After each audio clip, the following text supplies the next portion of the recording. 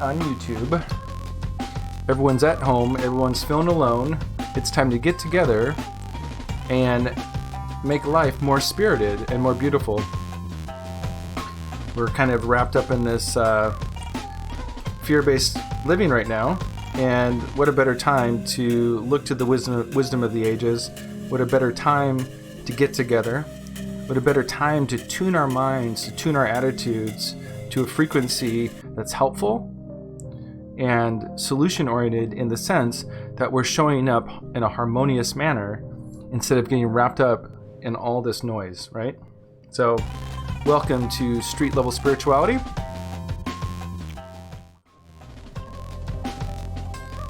Yeah. It's going to be another fun night of tarot readings, astrology, hanging out, talking, and doing the things. We had a great night last night. We had some extra people showing up late, so I promised them I'd be back on today. So just warming it up. And so let's get some, I just got my new astrology software on here. I adjusted the lighting a little bit. I think it looks better. A little more even, right? A little more pro. Yeah. Okay, so let's get up the astrology software, just so we can tune it into our feed here. So if we go to our Astro window here, we need to just turn this thing on real quick.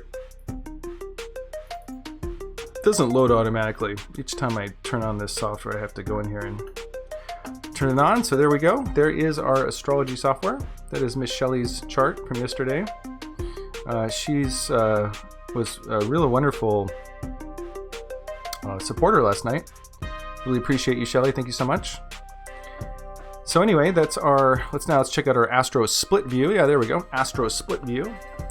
So let's pull up. Let's put Miss Shelley's chart away here, and let's pull up. Let's see here. Let's pull up. Let's see what's going on now. I think I have one called Now. Yep, I do have one called Now. Where is Now? Who am I? Where are we? What are we doing? It's good questions, right? So here's Now, and that appears to be Shelley's chart. So let's just start from scratch here. I'm going to just close that down. Let's go New, and let's call this the New Now, right? And let's push the Now button and press OK. All right, so now we can see where the planets are now. We are in the Now land now. All right, let's check the feed. Make sure everything's coming in good here. Everyone's been so supportive. I hit my subscriber goal of 50 the other night. We got another 5 tonight. Let's make the goal 60 or even 65. Hey, if we've gone crazy, right? I started a little earlier tonight to make sure that there was plenty of energy. We ended up going for almost 3 hours last night. Okay, the stream is live. Episode 9, Street Level Spirituality. Breaking it down. So let's pull up the feed to make sure everything's working good. Make sure the volume's down. Yep, no volume. Cool, everything looks looking good. Welcome. So this way. I seem to be sitting. I guess I'll be over here more as I'm doing tarot. Yeah. Anyway, it's Saturday night. I think people are used to going out on Saturday nights, but that's a little different. But I know the rules are changing, so who knows what's going on these days. I do know that people, typically in my life, why does it still say Shelley on there? That's a good question, isn't it? Oh, because I need to pick a different window? I'm learning. Time passages now. It still says Shelley. That's interesting. Interesting. Well, let's do something crazy. Let's go to like my applications folder, and then let's go back to time passages. And now we're in Now. Yay! Well, there's our refresh view. So So that's what's going on now. Wow, all over the place. The sun is in Taurus. Happy birthday. My good friend Jana just had her birthday yesterday. I guess she had a little bit of a tough time. It's been like that, right? Just the energy is like that right now. Yeah, and I've been getting a lot of people from, gosh, South Korea, India. It's been kind of interesting. It's nice to meet new people, do new things. So anyway, so this is the astrology right now. We are doing, ooh, fancy. We are doing complimentary 3-card tarot readings. Any donation amount receives a full 10-card reading. And if you type !join, it is supposed to add you to the reading queue. And last time I had to kind of kickstart my robot here by typing a few times. And let's see if it kicks in here. So it's some weird thing. It says you have to wait 10 minutes and then it's active, and then you have to like activate your like chat bot within that. It's just, I don't know what's going on anymore. Anyway, it worked last night. Hopefully it'll work tonight. I do see we've got one viewer. If anyone would like a reading, drop your question in the chat and we'll get on it. Last night we got on it good. It was good. Miss Shelley gave me a tip and we gave her a nice full 10-card reading that was really deep. And I busted out the extra deep cards for her. So let's do tarot picture in picture. This one here. So I have my regular deck here, which looks like this. Regular Rider-Waite tarot deck. And then what we did is we busted out. This is like kind of like my deck I use for the deeper readings. I have no idea how it works, man, but dude, this shit got deep. So any donation amount will get you a deep and in-depth reading with my magic tarot cards. So keep that in mind. I'm going cheap, guys. Any donation amount, it's worth it. Trust me. The world's crazy. People are going crazy. What a better time to show up and seek some spiritual guidance from the divine than right now. And damn, dude, all you gotta do is just get on YouTube and get readings. Shit's getting real. Anyway, last night got pretty busy. I always tell people, subscribe, put on your notifications, so then next time I go live, they can come in and get a reading early on. Guarantees it. So if you're watching this after a fact, go ahead and subscribe, turn your notifications on, and then when I go live, you'll be notified and you will get an opportunity to get a reading early on. Yep, best time. Got some new tunes. Not sure about this chatbot. Alright, chatbot. My arch enemy. It's not my enemy, he's my friend. Let's turn. Do I turn it off? Do I turn it back on? I'm scared. I don't know. Should I turn it on or off? Cloudbot. Well, Cloudbot doesn't seem to be working, but I wouldn't know. Let's send a test. Let's do an alert box test and see if the alert box are working. Yay! John, thank you. $41. How could you? It's so sweet. Yes, I am blessed. Okay, well, we know the alerts are working. That's good. So hopefully chatbot participates this evening. I do have what else do I have? I have a, it's not a widget. Where is it? Themes, apps? Apps. No, here. There. No. Where are we? I don't know. Timers, that's what they're called. Timer is on, which says welcome to the queue. It's only 2. Good. Timer updated. Alright. Well, let's just keep pushing buttons here. Well, nothing yet, but we're working on it. We're working on it. I wonder if I turn it off and then on. Yes. No, yes. I don't know. We're trying here, kids. Let's turn CloudBot off. And turn CloudBot back on while we're streaming, and maybe that's the magic trick. Who knows? We'll find out. Anyway, thanks for joining us this evening. We are going to talk a little bit about Saturn going retrograde here. Let's hold up our... See, I guess the question is how do we leave up our notification so people know that... here we go, let's just do this. Let's copy this and let's go to the Astro Split View. And let's just go for it. Oh, you can't read that, can you? Maybe if we move this over here. A little smaller, maybe? No, that's not right. Oh, I'm really blowing this up. Type. There we go. I'm getting somewhere, right? I don't know. Maybe we move this guy over. This guy should probably go down there, and then let's do time passages now. Let's move that over. Let's give ourselves some more space, right?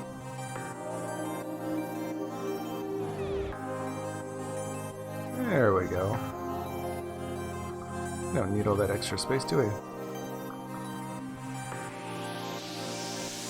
Well, there you go. There's the chart. Those jams. Made some new jams for the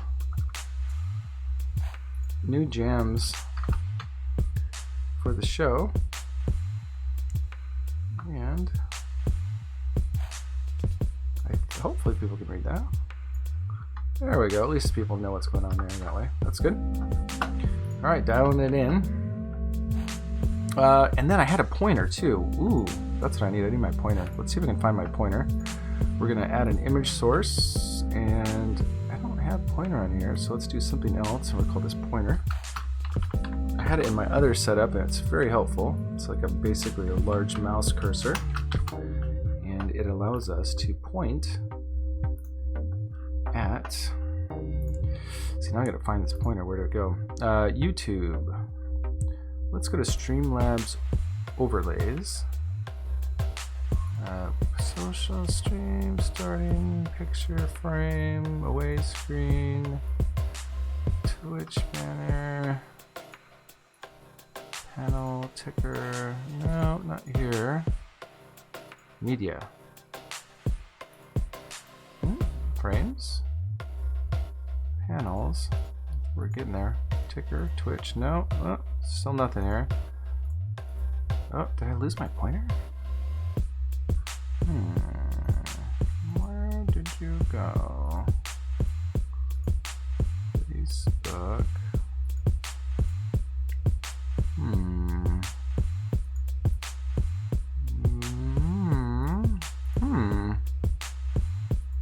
No. Now, it actually might be on my iCloud server, so let's give that a shot.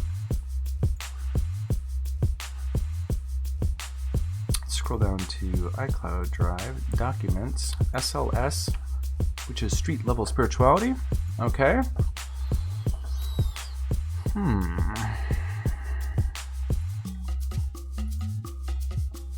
have assets. Assets. Well, oh, StreetLevel.Live maybe, huh? Stream images, video frame ready now. Logo. Well, I guess I hosed myself on this one. Facebook. Maybe it's under video footer. No, where'd you go? Very Attack tarot card. Well, I think I might have hosed myself, so let's go ahead and load up a new one before we get busy here. And let's go to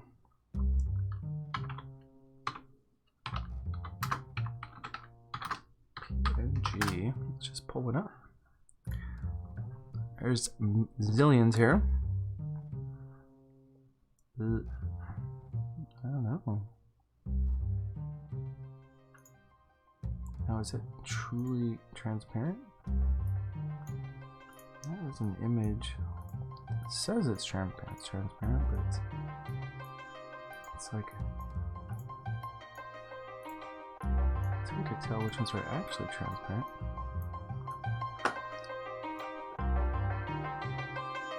Now, this actually might be. Let's see here.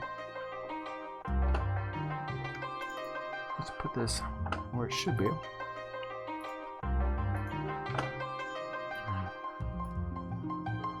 I think, yeah, that is transparent. Yay, we did it. Okay, cool. So, let's go down to YouTube. Mouse cursor. Yay, we did it. Now we have the world's largest mouse cursor. Hey, guys. Hey, it's Daisy. Daisy. How are you?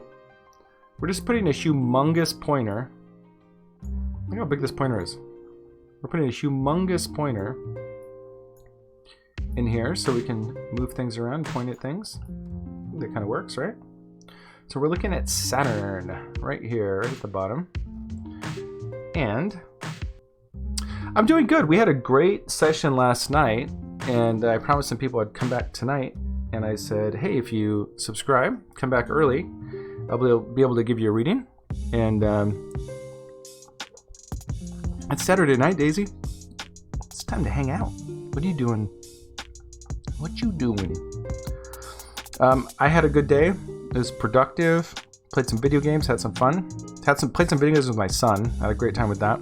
I never actually got into video games, but I bought a PC. I learned how to use a keyboard and mouse. I'm 44 years old, and I did it for my son so we could hang out. It's just what kids do these days, you know? And it's just been wonderful. He's such an inspiration. He's so positive. He's so helpful, and he's a great teacher. And anyway, we just had a great time today. What about you? What'd you do today, Daisy? Just chilling. Yeah, well, that's a good thing to do. And fortunately, these days, it's almost like we're blessed with the opportunity to chill, right? I mean, where'd that come from? Like, out of nowhere, one day, I was like, oh, now's the time to move forward on the tarot and the astrology stuff. It was like 2 months ago. I've been doing this for a couple of years, but as far as the live streaming and taking this to another level, man, I jumped ship as soon as possible, man. That's great. What about you? What have you been doing? Have you been working, or are you out of work like a lot of people, just chilling?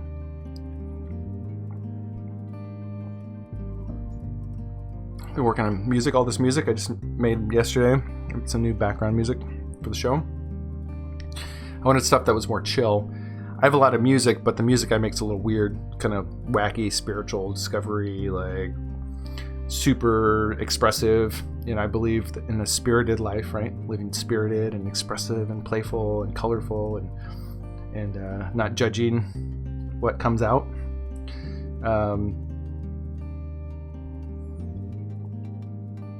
Oh, Miss Daisy, what do you have on your mind? And what can we do to help explore that? I think we could do it. Oh, wonderful. Excellent. Excellent. Yeah, sometimes it's kind of hard to read for yourself, right? I have a client for my regular work. I do brand development, packaging, stuff like that. I developed her fragrance line, right? And she just hit me up today for a reading. And I was kind of thinking about it. I was like, is that a conflict of interest? And I was like, no, I think we're good. I think we're good. Yay, looks like the robot's working.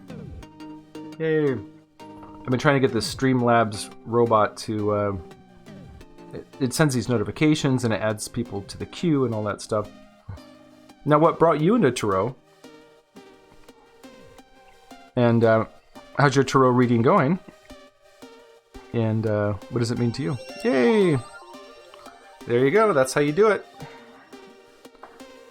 All right, let's check out the queue. Let's make sure it's all working. Yep, Daisy's in the queue. Yay, it's working. Yeah, for some reason my robot was revolting for like 2 days. It's a lot to, this streaming stuff's a lot to learn, right? And by the way, Daisy, if you ever need any help with anything, any streaming, anything like that, I'm here to shift the energy and just give, because my whole life and what I've seen in society is this self-focused drive to get everything we can from other people, and it's led to this absolute depressing state of reality where everything has to be monetized, everything has to be chased, and I'm gifted enough, I live super humbly, I'm gifted enough to where I can survive, right? And so I thought, well, what can I do? You know, and I want to be an example of turning this ship around, right? So let's just give, right? Let's just completely flip the script. Let's just give and then just see what comes back, right? So, Miss Daisy, what's going on? You've got some things on your mind. Let's talk about it. Why don't you give me the lowdown on what's going on, what's on your mind, and let's pull some cards and talk about it. What do you think about that? Thanks for coming to hang out with me, Daisy. Appreciate it. Okie dokie. Okay, well, I don't know if the robot's going to talk too much now, but, you know, he's either not talking or he's talking too much, right? Like any good partner, right?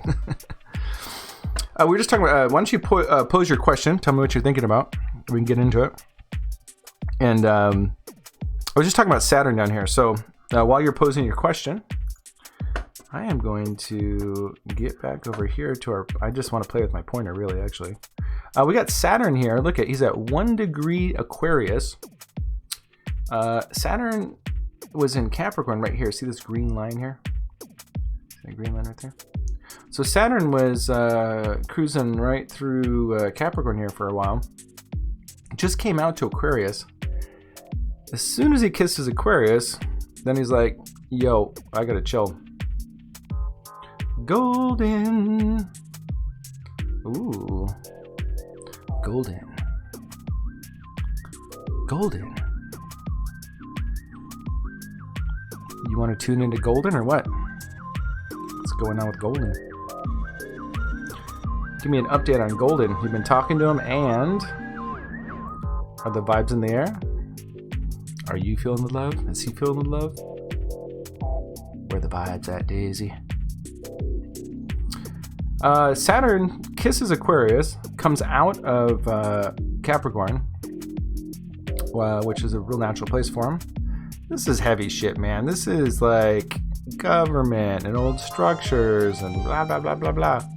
Now, what's interesting is Saturn comes out and kisses Aquarius, and right at the same time, if you look at the nodes here, here's the south node here, and the north node here. Look at those are moving houses also, and signs also. So we have the nodes moving from, look at, we're rolling right up at 29 degrees Sagittarius. Just moved to the south node, just moved into Sagittarius. The north node just moved into Gemini, and it's a whole new time of karma. Saturn going retrograde is going to activate it, and we've got all summer long until early fall, late September, to reap what we sow, to collect karmic debt. So hopefully we haven't been fucking around too much. Heavy times indeed. If we've been centered, if we've nurtured ourselves and each other, it's a great time to get what's due to you. Now let's talk to Daisy. I'm a Gemini, he's a Virgo. We're both mental. We're both Mercury. We like to talk about ideas. Daisy likes to explore new ideas. And Golden likes to analyze them, right? Interesting combination. Lots of opportunity for fun conversation. Lots of opportunity to explore things. Now, Virgos may come across as analytical, sometimes picky, but deep inside they're super gentle, super sensitive, and kind of freaky, actually. Virgos are secretly kind of freaky. They're like the secret Scorpios of the zodiac. So make sure you check in on Golden and see what he's into. He might want to get down. Have a good time. All right, Daisy, give me an update. Is there an active love between the two of you?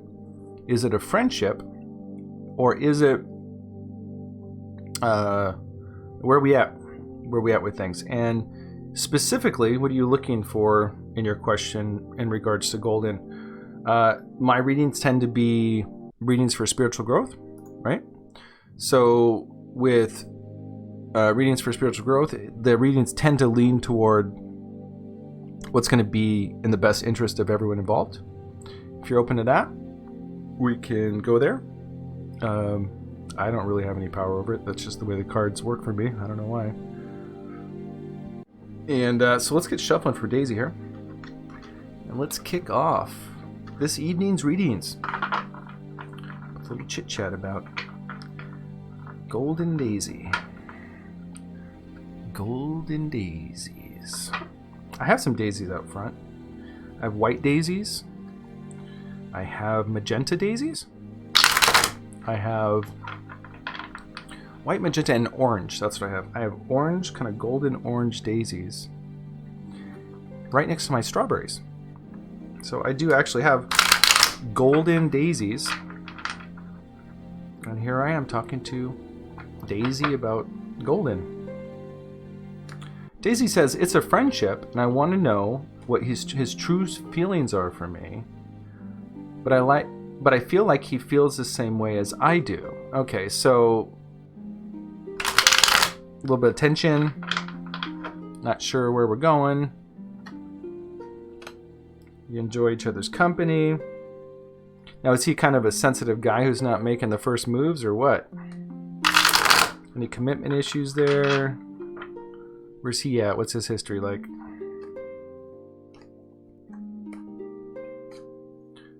You feel okay? All right.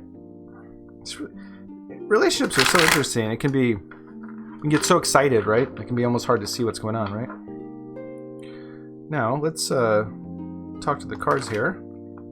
Let's just see what the general theme is right now with Golden and Daisy, and just see where things are at, where the thoughts are, where the feelings are. Now, I will say this, Miss Daisy, is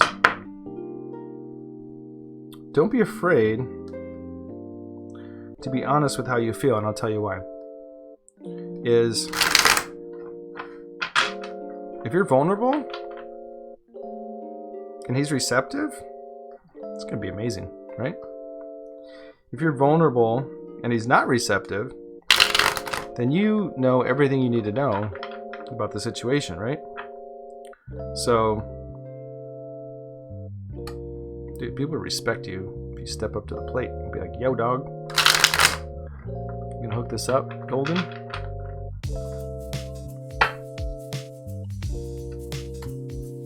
Okay, so there's some vibes. Now, do you know where he's at?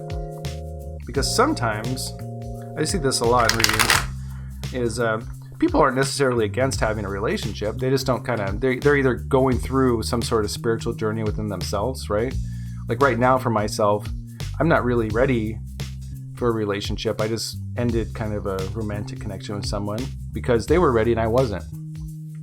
And it wasn't any ill feelings. It was just, I'm just going through all this spiritual growth right now. And sometimes it's really hard to be present with someone else to the level of major commitment when you're just going through those transitional things, you know. It's like you don't even know who you are, so how can someone else, right?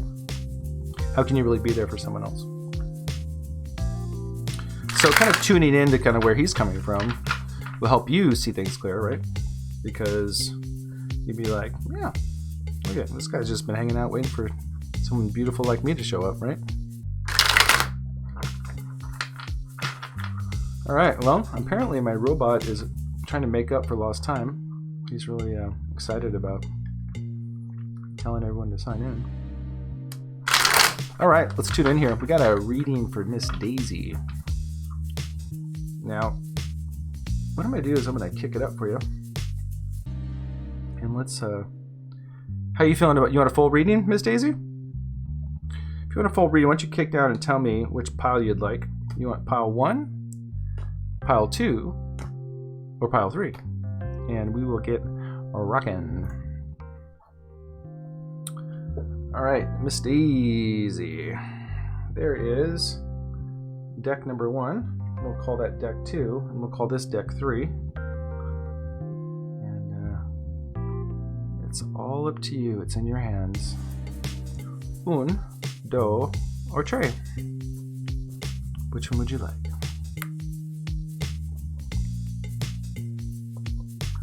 Well, sometimes you can learn a lot about yourself through someone else, right? If it's the right connection. So, relationship gives us an opportunity to reflect. Okay, so what we have here is we have the Queen of Swords. This is the nature of the reading. Miss Daisy is learning to discern. What's influencing it is in the past, there was some bullshit. You're ready to take it to another level. The Queen of Cups in reverse well, let's see here. You know what I'm going to do is, instead of jumping into the reading, which I often do, is let's get the cards out so we can kind of just tune into it.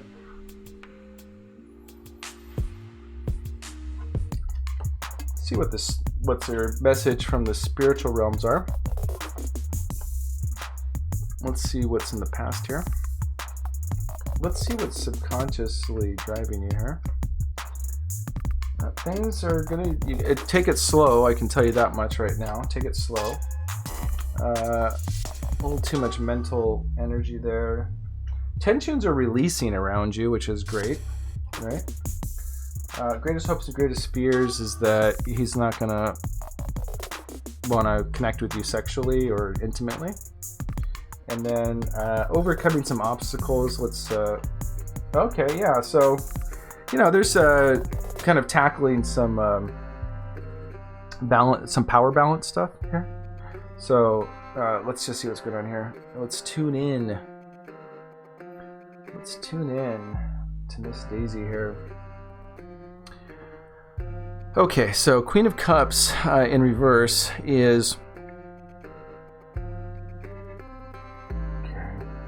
Now, how are you feeling emotionally about this? Are you obsessing about this? How much are you thinking about this? How much are you thinking about this? How much have you thought about relationships in the past? How important have you made relationships in the past as far as getting them to be what you want? And has that always been effective? And now that you are becoming the Queen of Swords, who is this new person? Who's this new Daisy who's showing up?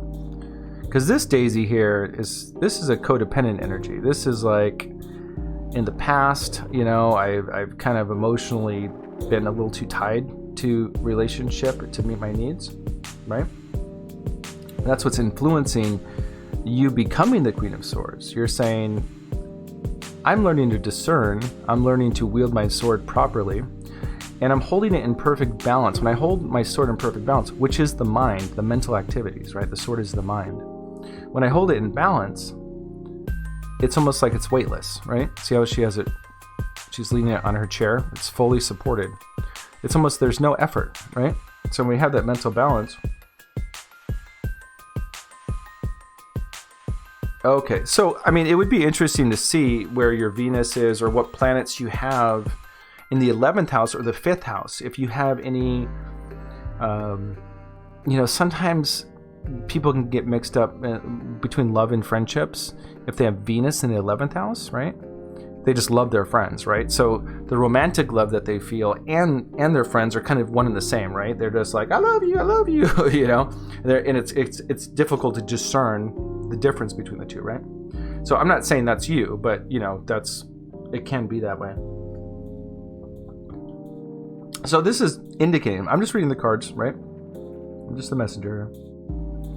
this is indicating that you're ready to really tackle the mental forces, the push and pull of the mind in regard to relationship, right? So sometimes we're in relationship, right? And we can think about the relationship a lot, right? Does he like me? Does he still like me? You know, did I do that right? You know, that kind of energy, right? And then eventually what happens is that just gets exhausting, right? Then it can kind of create conflict in relationships, blah, blah, blah. Then we end up having time to ourselves again, right? While we reevaluate what worked and what didn't.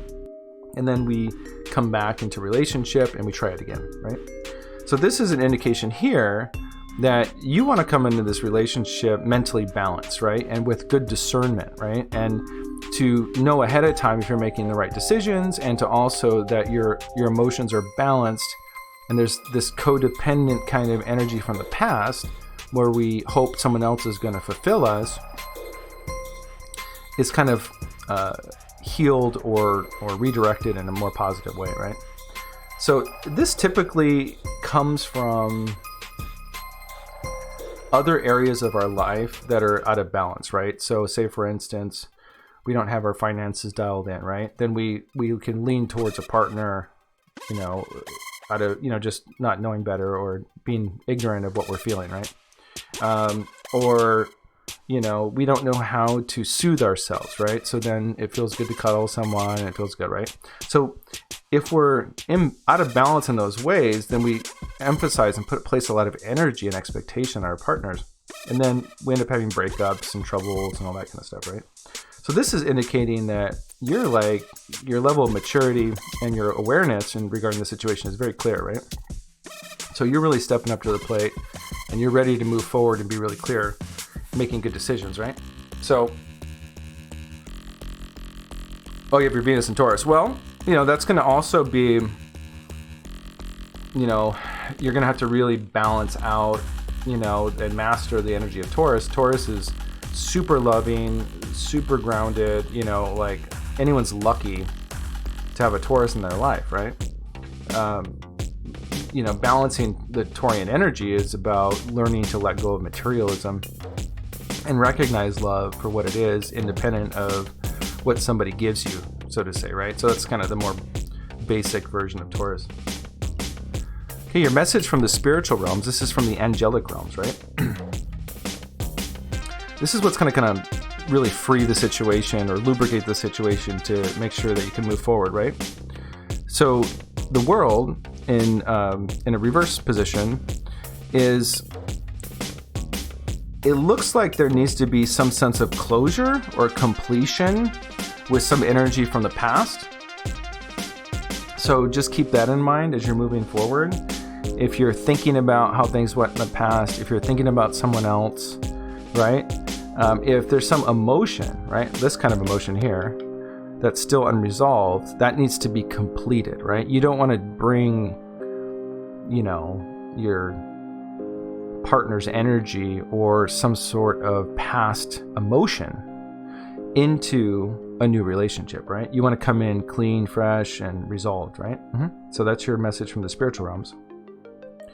In the recent past, there was really coming out of this emotional turmoil, right? When we're younger and we don't really understand relationship and how things function well, or we have poor examples of communication styles, we can, when things don't go our way, so to say, we can have a sense of like infantile rage or frustration in regards to the situation. And it's totally natural, right? But as we become more aware of our spiritual self and what our spiritual nature is and what we're here to do and what we're here to accomplish, we look forward to affording people grace. We look forward to allowing people to make mistakes. We look forward to not always getting what we want the way we want it, right? Because it surrenders karma. It frees us from the trials and tribulations of our mental struggles through our expectations, right? So it's very counterintuitive. Here we are in the material realms and we're on Earth and we want things, we want to succeed, right? And we want things to be a certain way. And then when they don't turn out that way, we judge ourselves and we say, well, I must not be good enough or I must not have done it right. when we spiritualize this process, what we're doing is it's a constant state of grace. It's kind of like the bleeding heart of Mary, so to say, right? It's this constant compassion for those who are ignorant, right? And so we move into life and we create a sense of harmony by allowing things to be imperfect, by allowing people to make mistakes. And whatever we do have, we have a great sense of gratitude for, knowing that it's all a gift. So that's moving out of that, right? Moving out of. So, you know, I feel like you've really moved out of a lot. You've matured in a great way. I mean, a really, really major amount of maturing, right? Okay, so what's motivating you in this situation, and we'll get to the relationship dynamic, but this is, you know, these are always very personal, spiritually motivated things that if we can dial our shit in, we can move into a relationship with clarity, right?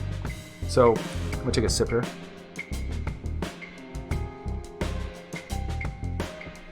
So when we see the Nine of Wands in the upright position, you know, it's somebody kind of who's a little bit guarded, right?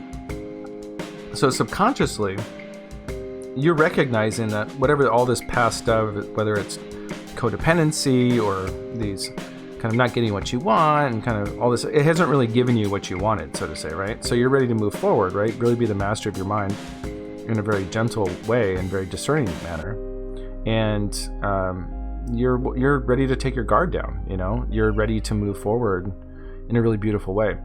Now, between you and Golden, what I'm seeing here is, and these readings kind of always work the same way, you know, like this is the work, right? The work is moving away from kind of the emotional bitterness or upsetness about things being a certain way and holding grudges or that kind of frustrated energy, whatever that might be from the past, and really learning to make peace no matter what you have or you don't have, right? And striving for mental balance in spite of it, right? Now, in the near future here, in regards to you and Golden, we have the Eight of Wands in reverse. This is usually fast forward movement. When it's in reverse, that's things slowing down, or in this case, taking it slow, right? So it's just taking it slow, getting to know him, and then like pacing it so it's like that tension builds, right? And you can enjoy. You can sip on the wine, so to say, right? Sip on the experience, right? It's a beautiful thing that you have, right? Sip on it. And I just see you overcoming here. So we have the Nine of Swords in reverse in your position of your attitude in regards to the situation. You're over worrying about things, you know, and this is wonderful. This is all pointing back to this new sense of mastery that you're really focused on here.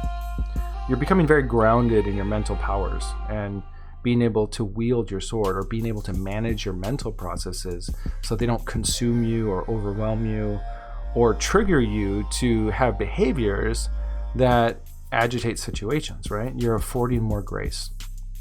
So you're like, I'm over mental turbulation. I'm over feeling like I can't sleep at night and worrying about these things, right?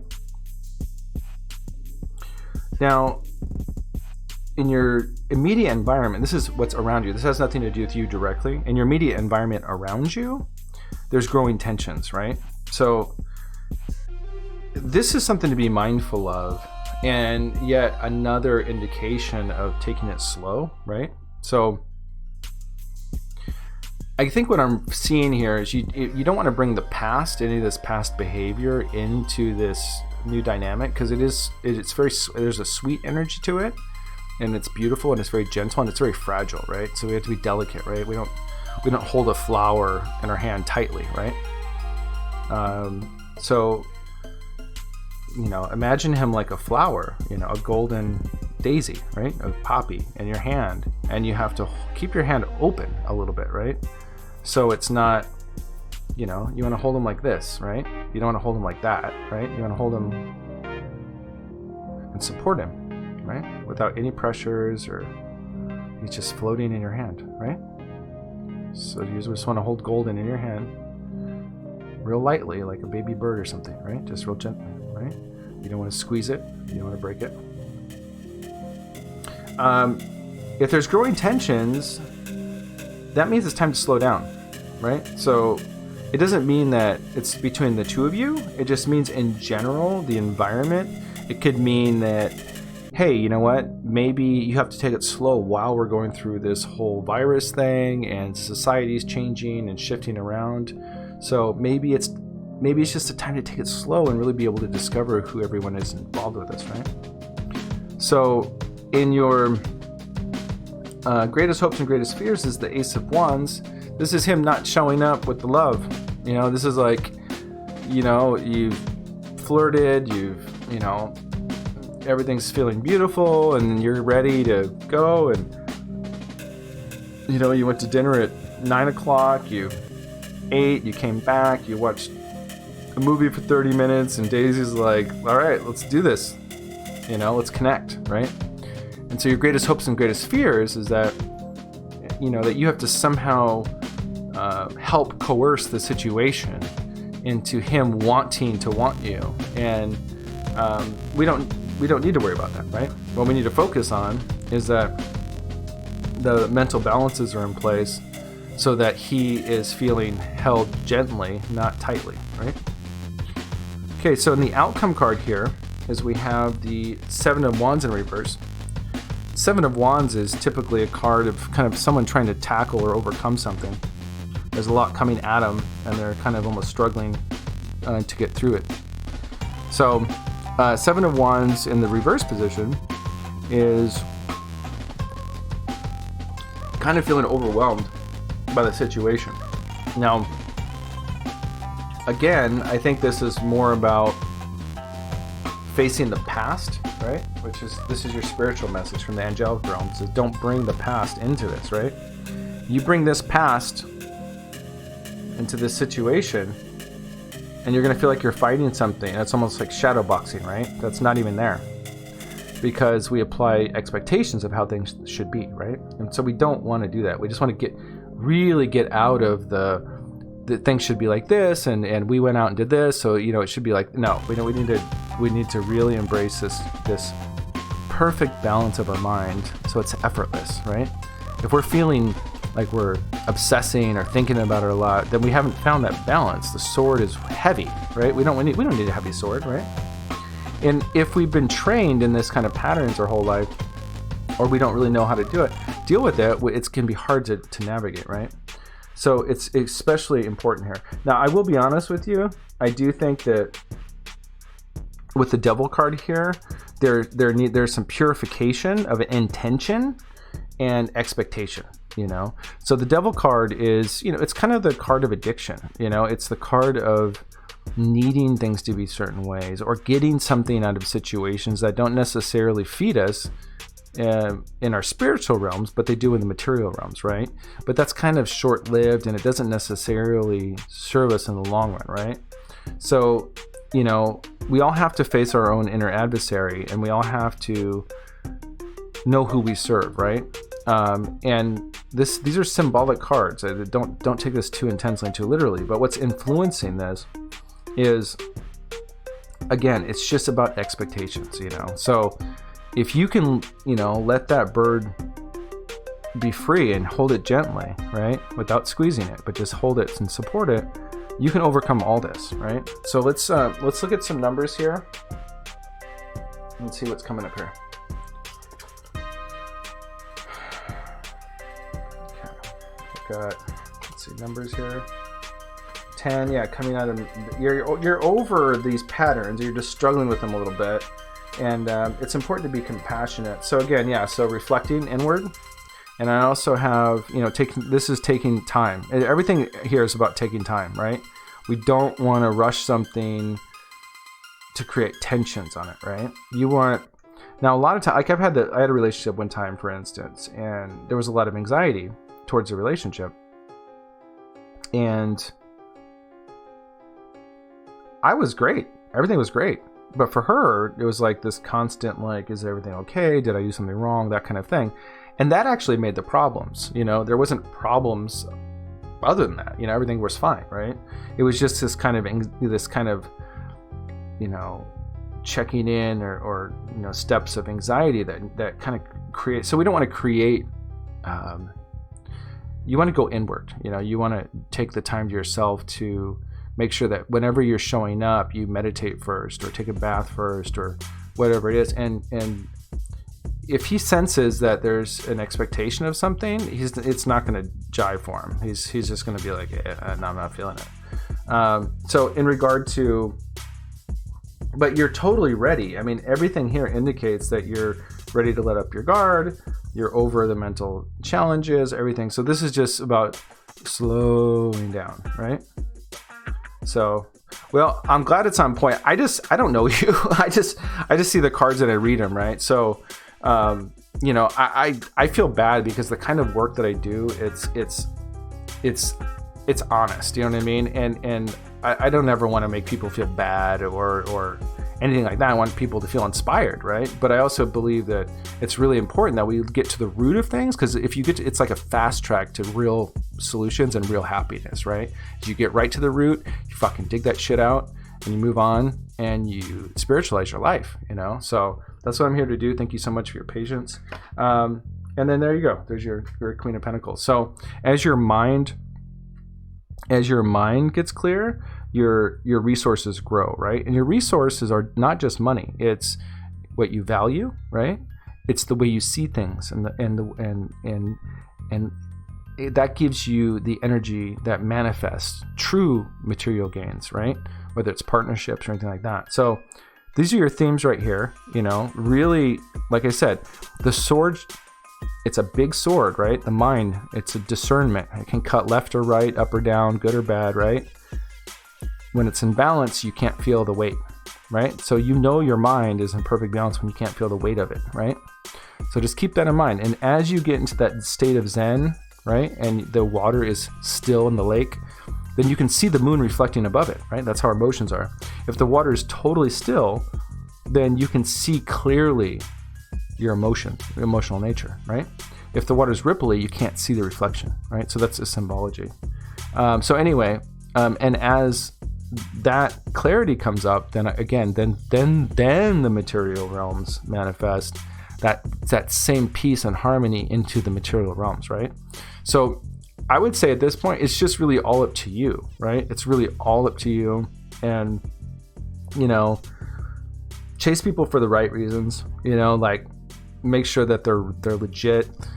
You know, it's not because they, you know, look pumped in that, you know, in those gym shorts or whatever, you know what I'm saying? I mean, that works too, but, you know, you got to make sure that people are ready to show up with 2 cups, you know, as equals, and really honor the process of the masculine and feminine energy, which is initiative and incubative, which is, you know, making sure our intentions are clear, and that the feminine energy is able to discern what to accept into her womb, so to say, symbolically, and what she's going to grow. You don't want to invest in someone or a situation that is going to intend things in your life that you're going to put energy into growing that end up being things you don't want to live with later, if that makes sense. So anyway, Miss Daisy, that's your reading. I hope you're down with the real good energy and see my intentions here.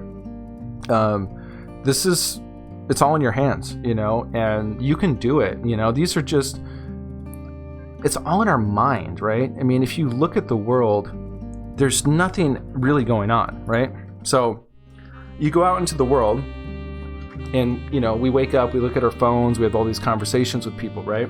And it makes you think the world's gone crazy, you know, and people are dying and everyone's got the virus and, you know, all this violence. No, that's not what's happening, dude, okay? What's happening is walk outside your door and go check out a tree. There'll be like a little squirrel running around, right? And he's like getting a little nut, right? And then you get down on the ground and there's like a flower and there's like this little bee cruising down. He's chilling. And everyone's cool, man. And you walk down the street and you get some coffee and the guy's like, yo, dude, here's some coffee. It's cool, dude. That's the world. That's how things really are. So we got to get out of our heads, get into harmony with nature, and chill back. And you got this. So I hope that was helpful for you, Miss Daisy. I always appreciate a subscribe or donate, but I think you've already done both. So I really appreciate that. Thank you so much, and thank you for stopping by. You're always welcome. And I appreciate you being my first reading of the night. God bless you. And you are welcome, Miss Daisy. Thank you. Got the tunes bumping. It's Saturday night, warming it up. Thank you, Miss Daisy, for helping me warm it up. Yeah, anxiety. You know, it's just helping us become aware of things. You know, shadow points the way to where the sun will rise again. That's all it is. It's just a signpost that there's something to attend to, right? Something to be aware of, right? You get into like real deep mystical stuff. I mean, you know, like Christian mysticism and all this stuff, man. There's some intense stories going on out there about, God bless you. Real intense stories about, you know, the absurdity of the material reality. And it can be really hard to navigate those waters, you know. And so that's why we focus on what we do understand in human terms, which is forgiveness and grace and gratitude, and surrendering, you know, like, God, take me, like, let me serve you, because when I did it on my own, I just put myself in harm's way repeatedly over and over again. I hurt people over and over again. I created harm for myself. I created harm for my body. I created harm for my mind, because I just got so wrapped up in what I wanted, you know, and my personal conquest, that I alienated people, you know. I alienated myself, you know. I became so lonely because I was on this path of personal conquest that really didn't include anyone but myself. So that's when people have the spiritual realization, you know, and that's when people are like, I'm not doing this very good. God, take me. Let me be of service to you, right? And then we can start finding our place and our purpose to help co-create in a meaningful way that's helpful. Or we can just keep banging our head against the wall until we figure it out, right? So, you know, yeah, it's real shit. But the good news is there's a lot of people on the path, and there's a lot of goodness out there, you know? So, anyway. Thank you, Miss Daisy. Much appreciated. Anyone else want a reading? Hit me up. Doing complimentary 3-card readings. Any donation of any amount will get you a 10-card spread. We just gave Daisy a 10-card spread because she's came in early. Not many people here right now, and she's subscribed and given me a donation in the past. I really appreciate it, Miss Daisy. Thank you. Alright, well, apparently my robot is drinking coffee. It's just ready to tell everyone about what's going on, which is good, I guess. Digging the tunes? New jams? Well, I like, yeah, I think this drop's pretty nice. Anyway, it's Saturday night. It's 9:44. And we're doing it. Let's flip over to the tarot. Well, let's do the tarot. No, let's do the tarot picture-in-picture screen. Yep, I think that tells the story, right? There we go. We'll put all the cards out like that, make it look all pretty. I'm just waiting for this to drop.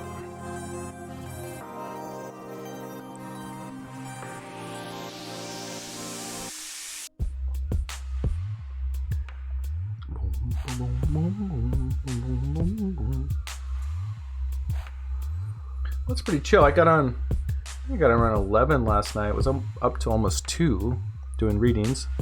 Seems to kind of get going at night. I was thinking about seeing my buddy Ephraim tonight. Let's hit up the tarot view. And let's spread these puppies out. And let's turn on the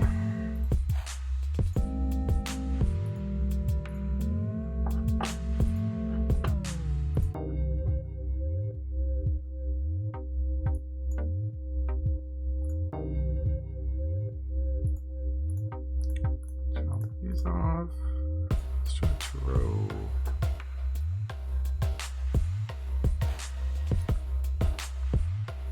The tune's jamming, dude. There we go.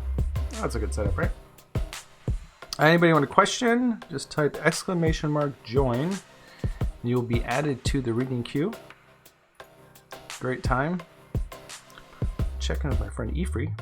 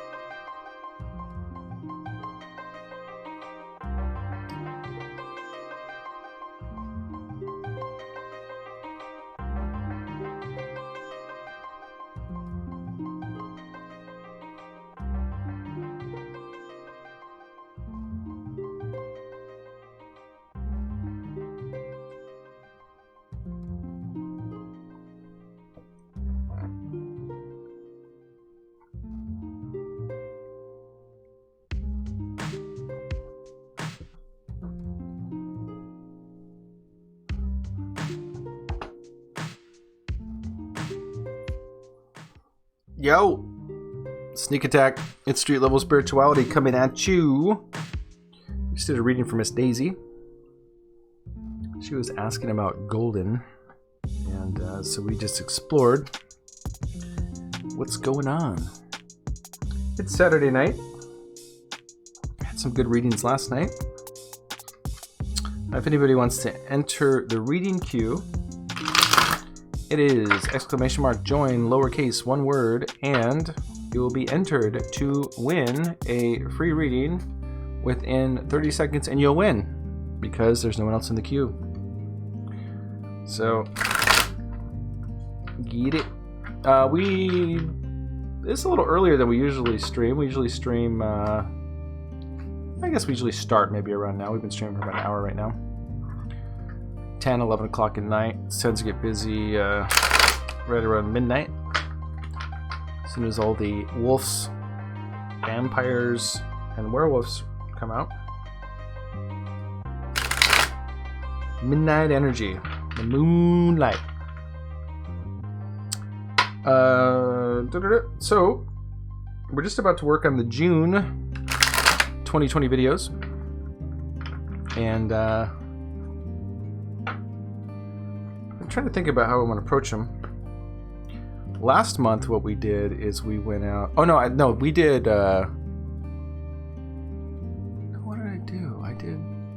We did live streams with us. Yeah, so it was the month before that. I went out in the bushes. I literally went out in the bushes because I'm kind of scared of large wild animals.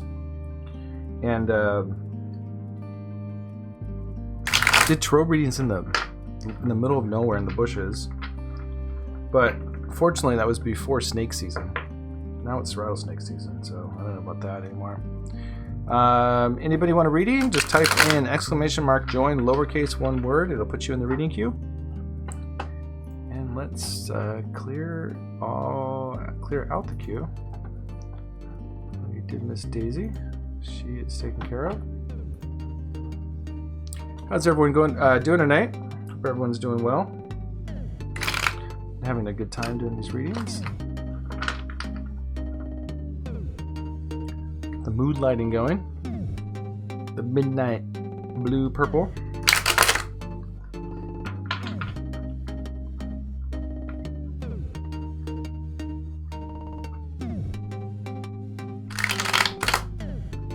Anyway, we were checking out the astrology. We were looking at Saturn going retrograde. We also have Venus going retrograde. So there's going to be a lot of slowing down, reaping karma, strange connections between people, past lovers showing up, weird dynamics. Like, I think people have had cabin fever. Because as soon as this Gemini energy activates, people are going to want to be getting out, exploring new ideas. It's going to be weird three-way type energy dynamics of someone showing up into a relationship out of nowhere. It could be third-party situations, group sex, like weird, wacky energy like that. Gemini wants to party. Straightforward. Gemini wants to get it on. Unfortunately, when Venus is in retrograde in the sign of Gemini, it's a temporary time. It's a time when you might be attracted to people that you're not usually attracted to. People who wouldn't usually be attracted to you are attracted to you. So you get into these dynamics that seem interesting, right? That Gemini's like interesting situations, right? That could be fun.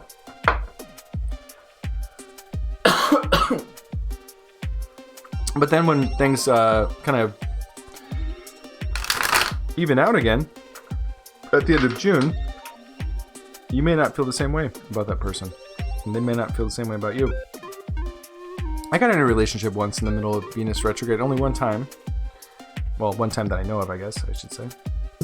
And it was fun. It was different, but it definitely didn't work out. And, it was fun.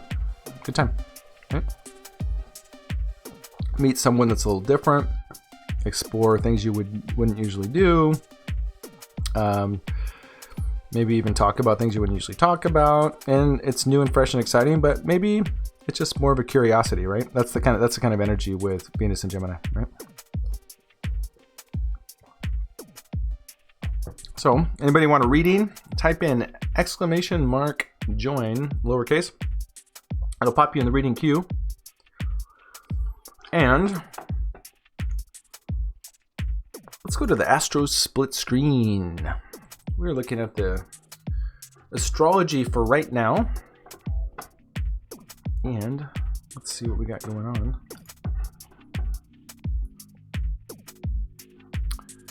The moon is in Sagittarius. So we're feeling a little more emotionally uplifted after the pretty intense Scorpio full moon for the last few days. I know a couple of people that are just like, wow, like the last couple of days sucked, There was a lot of tension. I felt a lot of tension. It was pretty intense. Anyway, so we've got Saturn here. Let's make this guy a little smaller. We've got Saturn here going retrogrades. He's just kissed Aquarius. He's going to start going backwards here. And look, we've got this kind of gang up of planets over here. We've got Jupiter, right, and Pluto on top of each other.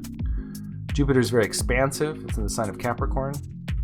And Pluto's continuing its journey through Capricorn. It's in the last 20% of it. Pluto has just been wreaking havoc on Capricorn's traditions, traditional old government structures, old structures, responsibilities. And then we're going to have Saturn going backward, right back into Capricorn. And when Saturn goes backwards, it's when karma is returned, right? So whatever your behavior's been like, whatever you've earned, whatever fruits of your labor, so to say, from the last since the last Saturn cycle, are going to be returned to you. So, oh my gosh, it's lavender, lavender, lavender. Welcome, Lavender. We're just talking about some astrology. What's going down? We've got Lavender Seas in the house. It's wonderful to see you. Thank you for stopping by. Apparently, according to my robot, you are my number one in the queue. So maybe it's time to get it on. Let's see what's going on tonight. I'm feeling froggy. We got a Sagittarius moon. It's good vibes, right? We got busy last night, so I thought I'd come in a little earlier tonight, but it hasn't been super busy in the last hour. I think it's kind of like that midnight witching hour that everyone comes out, right? All right. Wow. You can read birth charts. I do it all, Lavender. Yes, I do. I do. We are looking at the charts right now. I do it all, man. I'm here to party. This is like, you know, I'm not like really into the crystals and stuff like that. I'm not really like the super hippie dude. But I like to look at the themes, right? So then we know where the energy's at, so we're not caught in the spider web. We're responding to it ahead of time, right? I can do the birth charts.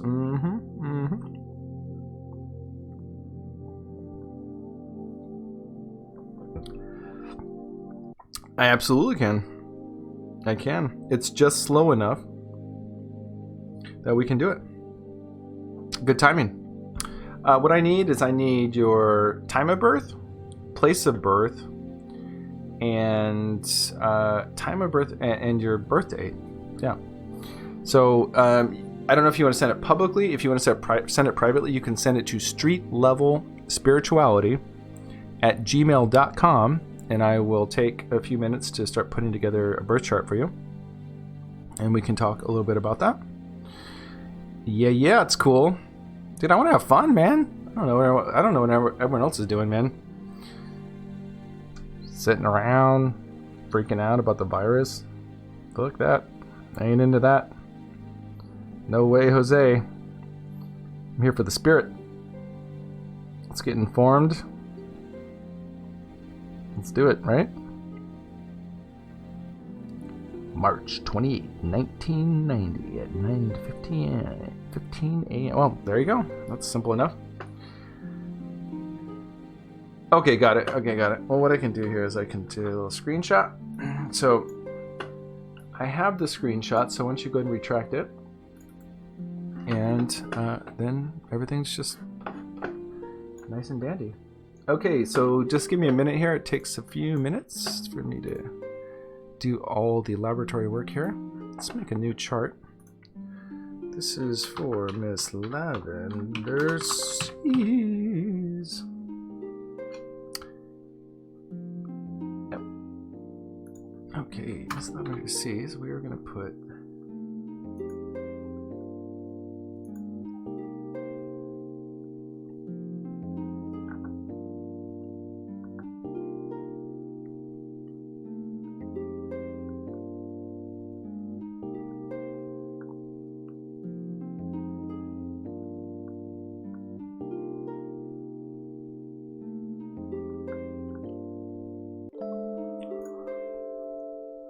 all right, so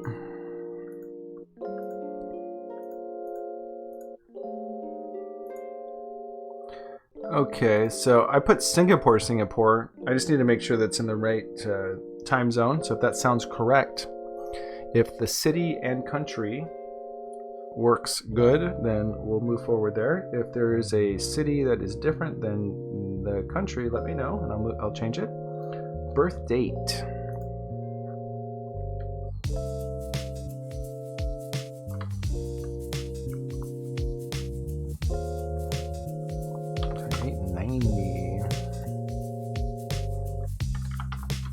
Okay, I actually kind of think I know your vibe already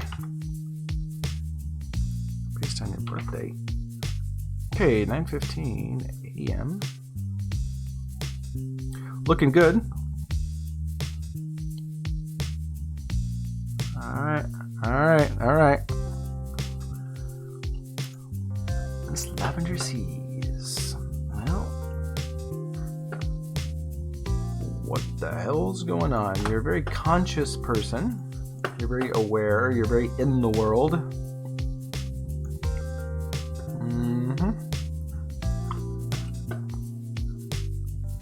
All right, so let me save this guy here.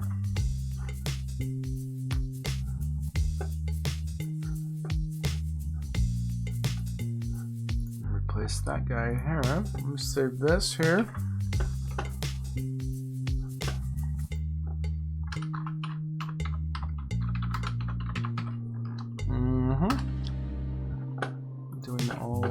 Pressing all the buttons. I'm actually not doing anything. I just press the buttons to make it seem more interesting. But let's see what's going on here. Let's pull up your chart. Okay, first I need to just pull this up for a second, and then let's go over to. There we go. Now I can see it. There it is.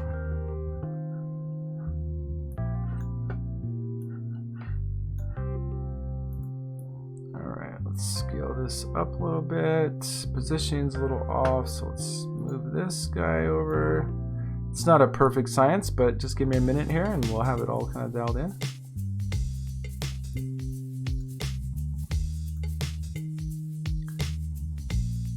Alrighty. There we go.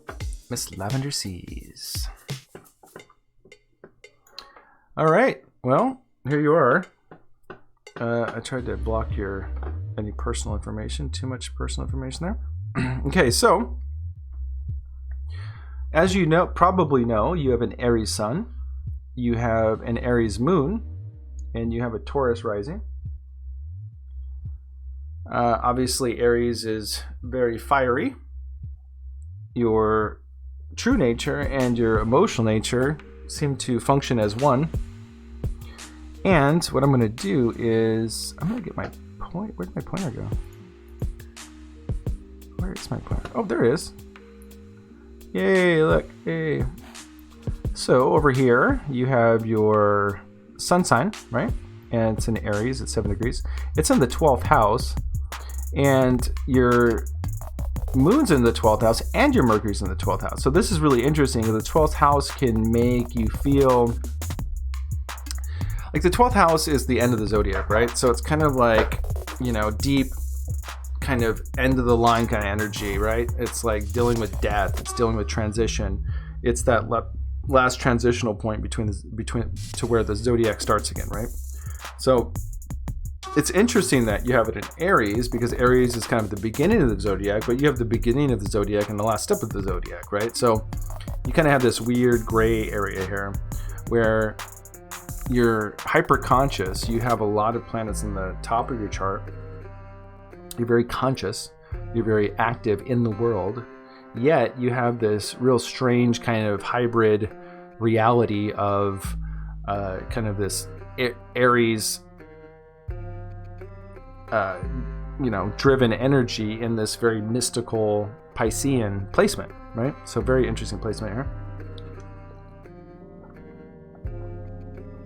Now, the way that who you really are, how you feel, and the way you speak is in unison. Now, that's wonderful. Now, a lot of people have trouble with that, right? So, with your sun here, your moon here, and your Mercury there, who you are, how you feel, and the way you speak is all the same. And it's all in Aries. So, that's a lot of energy to wield, right? But since it's in the 12th house, You know, for instance, like the 12th house, you know, this is endings, you know, the way who you are, the way you feel, and the way you speak. The theme, the nature of where it's sitting has to do with this real forceful drive, right, of Aryan energy in regards to endings, healing, closure, spirituality, solitude, karma, old age, afterlife, what's hidden, limiting beliefs, and the subconscious, right? So it's almost as if you're this messenger for these very deep spiritual truths, but you have to learn how to wield this communication and this presence in a very, like, you have to learn how to stay grounded between the ethers and the material world, so to say, right? There's a lot of mastery to achieve with this placement, so to say, right? All right, so I'm just pulling stuff up here.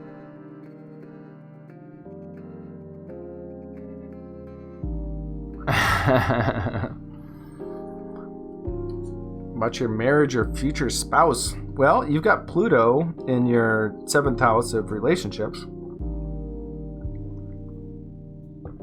So it's over here. So I'm not sure what you know about charts and what you don't know about charts, but this is your ascendant here. Your ascendant is Taurus.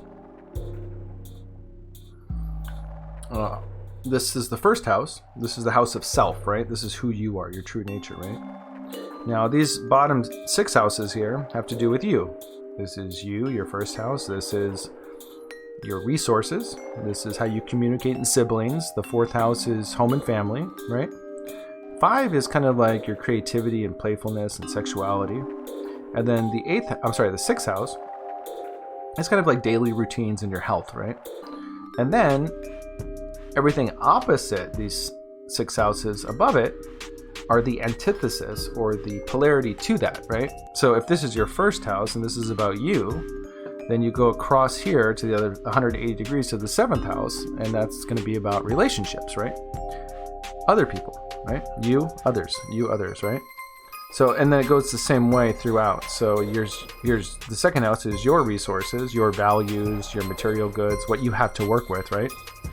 And then opposite 8th house is other people's resources, right? And also sexuality, things of that sort. So it goes on and on.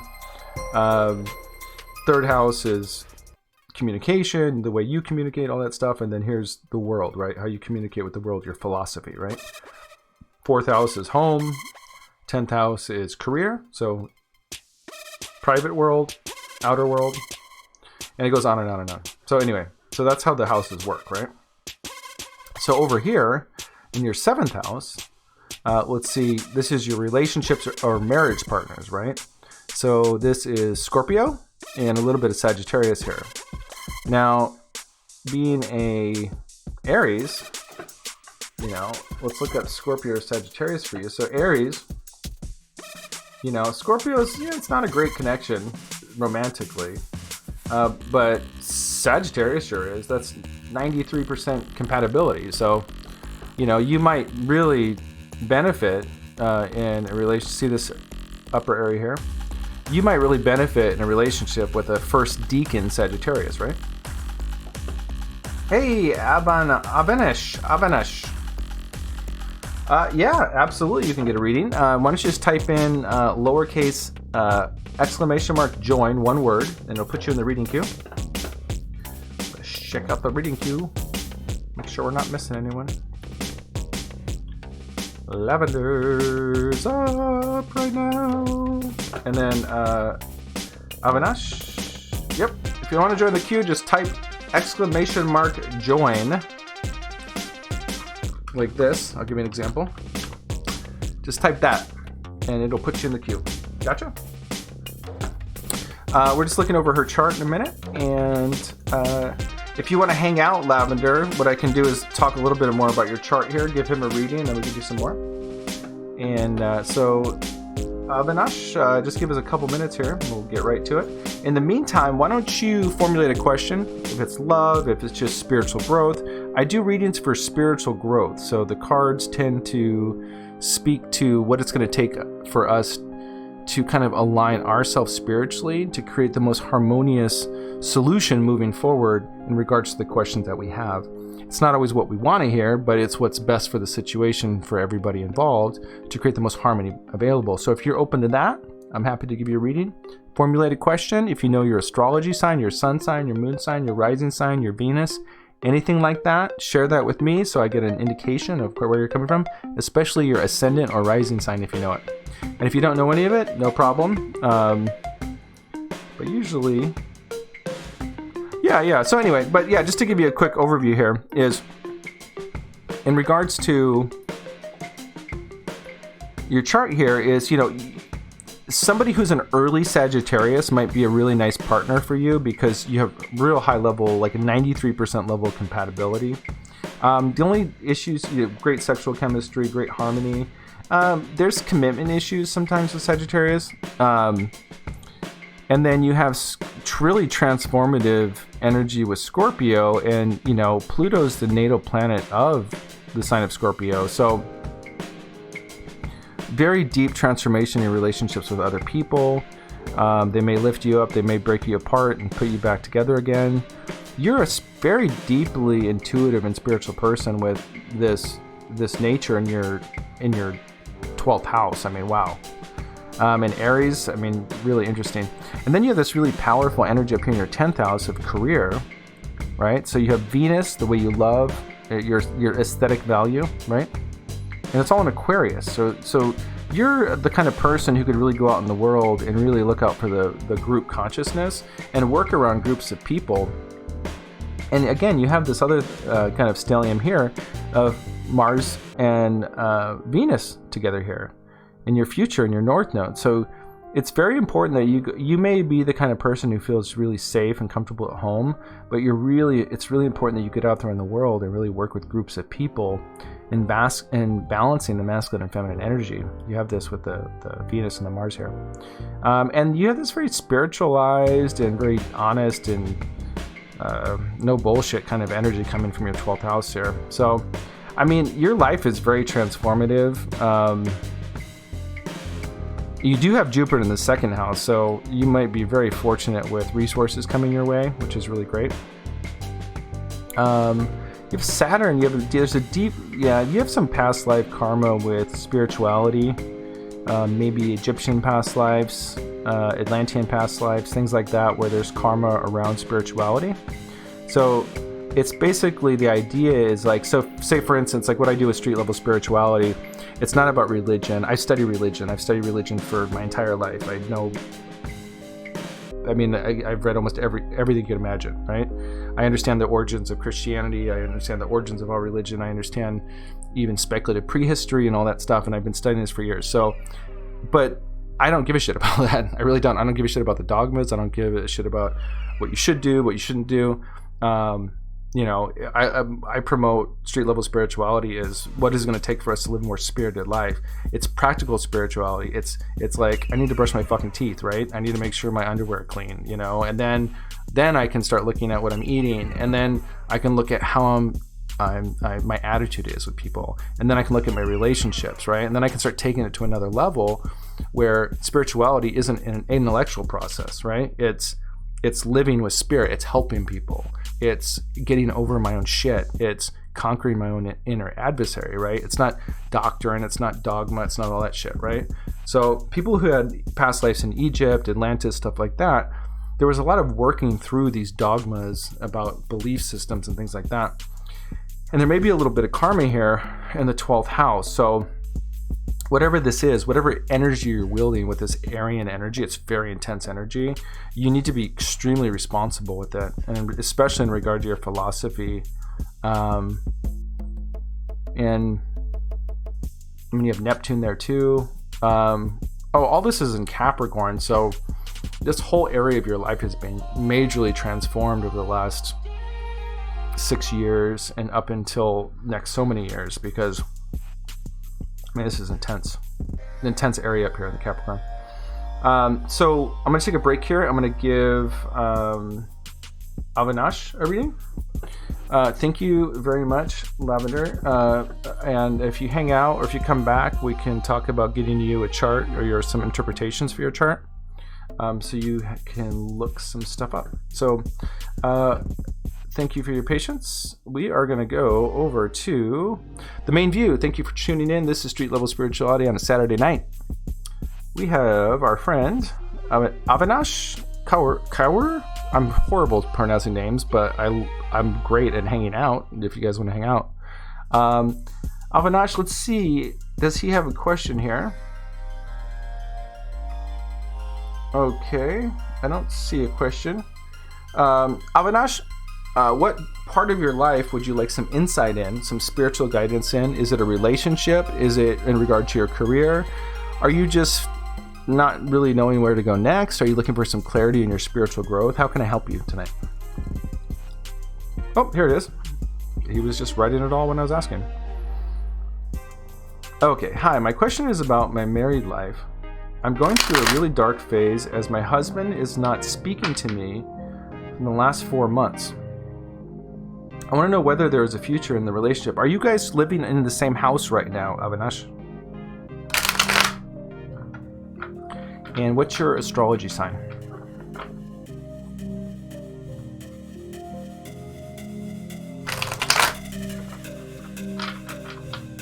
It's not speaking to you.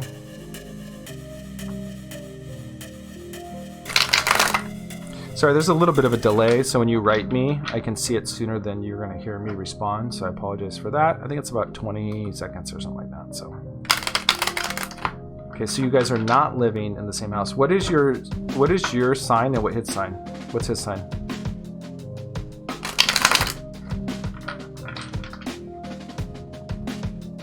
Okay.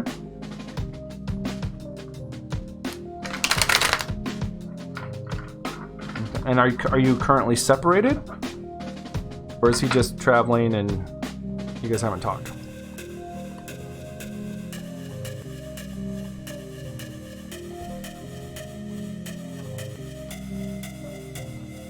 Okay, now, super critical right now, okay? So Venus is going retrograde in Gemini, in the sign of Gemini, okay?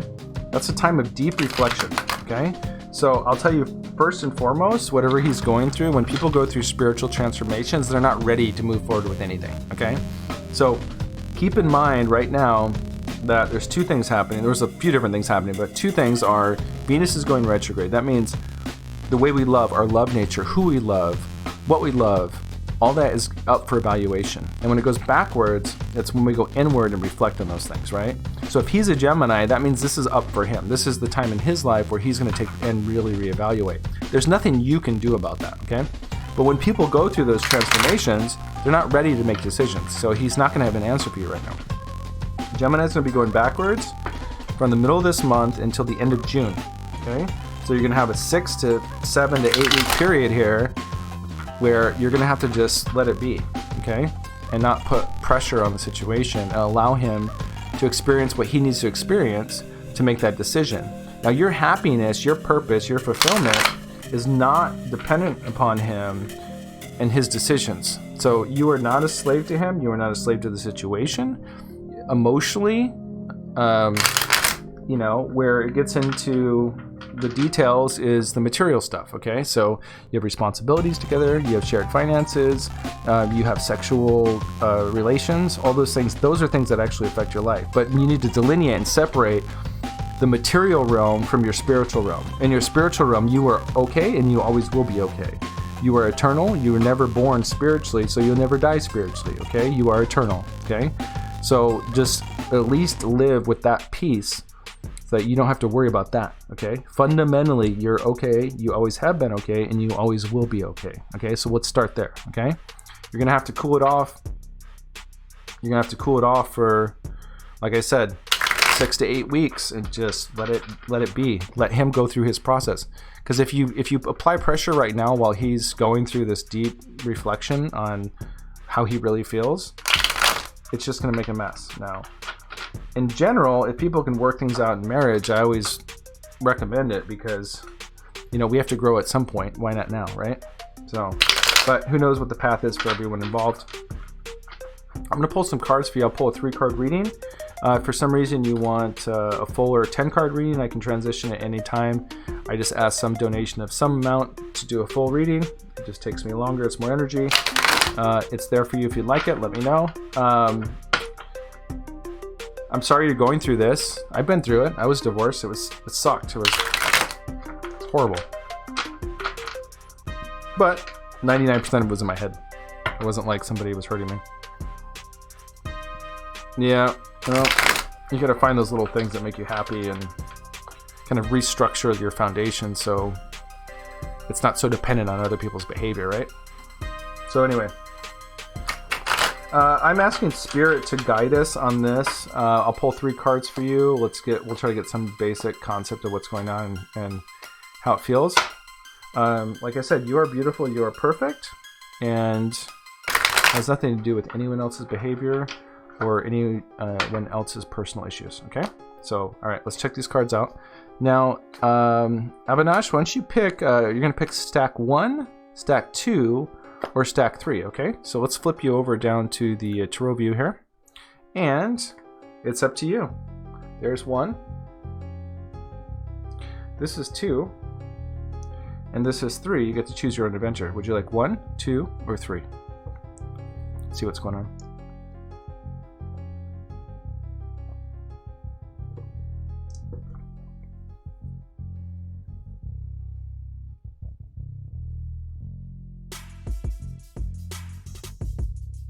There's a little bit of a delay if you don't hear me talk for a second here.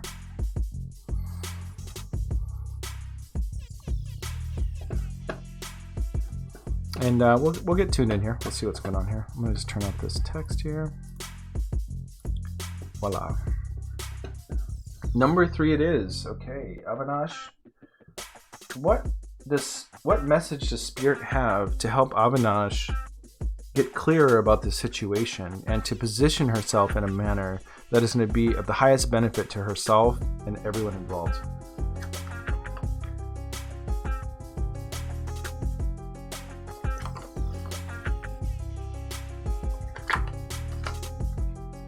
Well, there's the cards. I don't know what you know about tarot and what you don't know about tarot.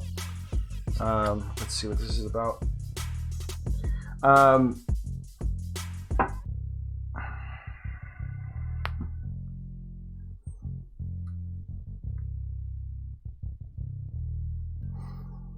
This is somebody who's not wanting to share their vital energy. Okay? Hey, Princess Diamond.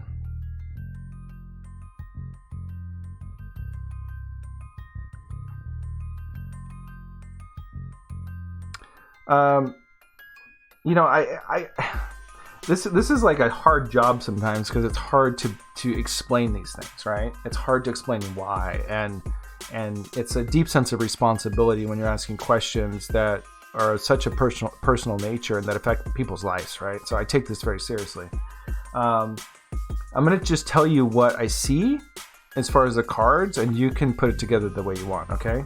Now, the Ace of Wands in reverse this is somebody who's not wanting to share vital energy, right? Your vital energy is what connects people, right? So this is blocked, right? The wand is like your vital life force, right? So there's a blockage of love. There's a blockage of sharing, right? This is in the current placement right now, right? In the recent past, you know, this is the swords are the mind, right? And so, or the way that we communicate. So when we look at the 5 of Swords, this is kind of a difficult transitional point where people are learning how to work together, right? So here's this person, they have most of the swords, and they got the swords, and they won the swords, and they won the fight, they won the thinking, they won the communication. But the other people just said, well, fuck it, and they dropped the swords and they walked off. So who really won and who really lost? Who knows, right? I mean, you have a bunch of people who feel alone. Yeah, some people, one person really groveling over what they took from someone else, and the other people just saying fuck it and abandoning it altogether, and they don't have anything, right? So nobody won, right? This is when your what you think in your mind and what you fight for is more important than the common good, right?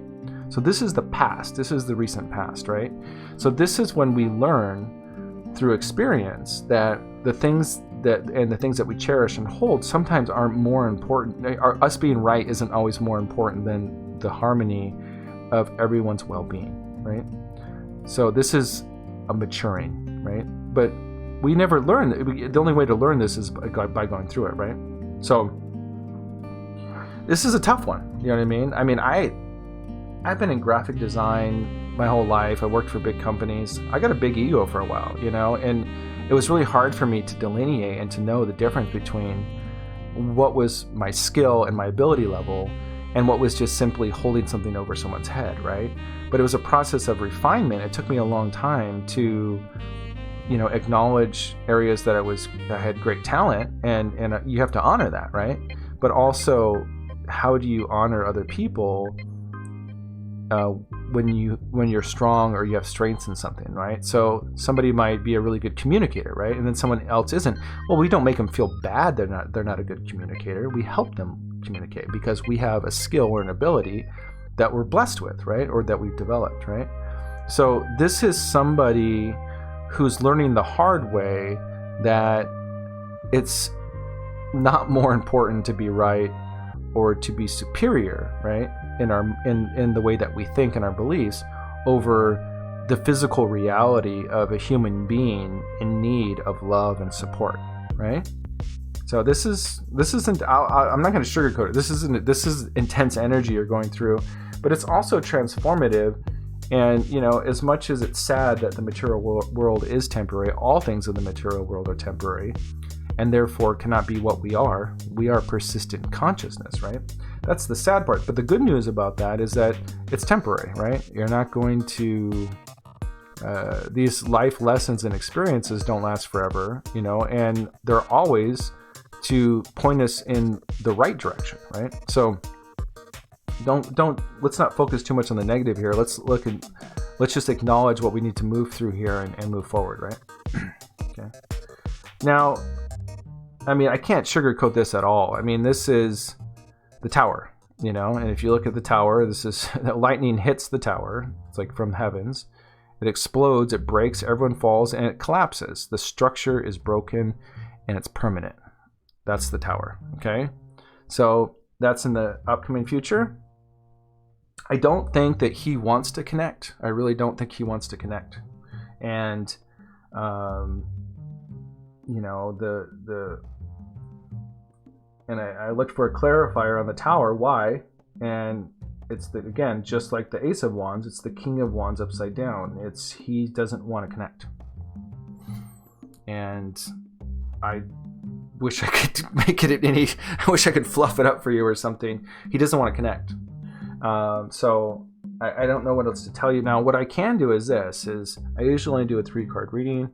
I don't want to leave you on just that energy. So what I'm going to do is I'm going to pull 3 more cards for you personally, for your own personal growth and what you're experiencing in this. So you have a focal point moving forward, right? So Miss Princess Diamond, thank you so much for stopping by. All you have to do is type in !join, all lowercase, and then here, I'll give you an example like this. Like that, and then it'll add you to our queue, our reading queue. It's kind of cool. The first time I saw it, I was like, oh, that's cool. You just type that in and it adds you there. So I'm going to go ahead and block this. Next up, we did Lavender. Thank you so much. And we're going to, Avinash is up right now, so we're going to add that. Give me a second here. Okay, so I'm caught up here. So, like I said, I don't want to leave you on just, hey, you know what? He doesn't want to. You know, this is the vital life force. It's just he's not ready. He's not into it, right? I mean, it has nothing to do with you. It's where he's coming from, you know, and it's just a fact of life. Okay, Avinash, I'm gonna light some incense for you. I'm gonna light a candle for you. The energy here needs to move, and collectively, if we work together, we can intend the energy around this to be healing for you. Okay. So I just want everyone in the group here just to send a positive energy to Avinash as she's going through these life transitions and experiences. And like, let's pull some cards here to see what we can do to really lift her energy here and give her some guidance. So Princess, what you do is, just like you just typed in the chat right now, do that, but just type the exclamation mark and the word join all together, and it'll automatically add you to the reading list. Does that make sense? Because I have a list that automatically keeps everyone in order, because sometimes I can lose track. So if you just type exclamation mark JOIN, all is one word, then it'll add you to the queue, if that makes sense. Or maybe someone else in the chat could help her with that.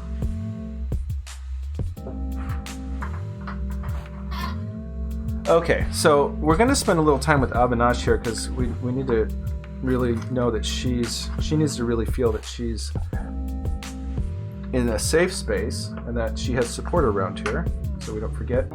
Why don't you pick, Avinash, do you want Nag Champa or would you like some sandalwood incense? Oh, so close. You got it so close, Princess. There's no space and no capital J. It has to be all lowercase. If you look here on the screen, it says on the very bottom, it says type, and it shows you. See, it says type. So no space between exclamation mark, and make sure the J is lowercase, and then it'll add you. All right, so I am going to go grab a candle. So just give me.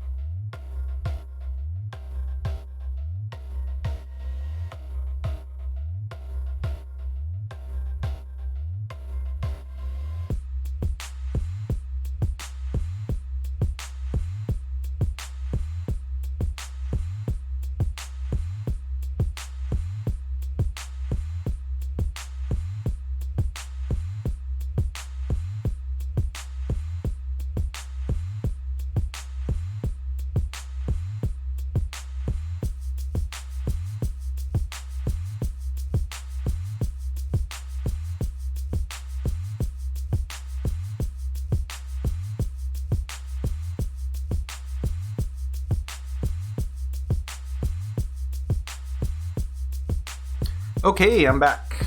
All right, so it looks like Princess, thank you so much. Perfect, you got it just right. I know it's a little weird. When I first saw it, I was like, really? I just typed that and then I'm in a list, and like, how cool is that, right? So anyway, pretty cool, huh? It's a chat bot. I've never even heard of it until about 2 months ago. And it does things for you. It sends messages, it gets people in line. Thank you for coming along and hanging out. Sandalwood. Okay, so what we're doing is we're setting an intention for Avinash, and we're going to ask Spirit for guidance on where she's at personally within this message and what she can focus on to help create movement out of any kind of stagnation or unnecessary suffering in regard to her situation. So we're going to burn some incense. I don't do this for everyone. I want to do it for you because I can feel you, and I want you to feel loved and supported through your journey here. I know the feelings all too well. I went through years and years of deep suffering in regards to my situation with my divorce and my kids, and it was really painful. And it's been quite a while, but I still feel that. Okay, so setting the intention. If everyone could just kind of set an intention here for Avinash and make her feel loved and supported as she's going through these processes. We're going to ask for guidance. I'm going to light this candle with this sandalwood incense, and if you can't smell it, sandalwood smells great. It's a great smell here. So let's put this candle let's put it right there, huh? How's that? There we go. There's our incense. Releasing tension, right? Asking for guidance. There we go. Okay, I'm going to put this in my plant over here. Get our incense cooking. All right, so now what we're going to do is we're going to pull some more cards here. Avinash, would you like to know more about what could help guide you through this process on a personal level? Are you open to that?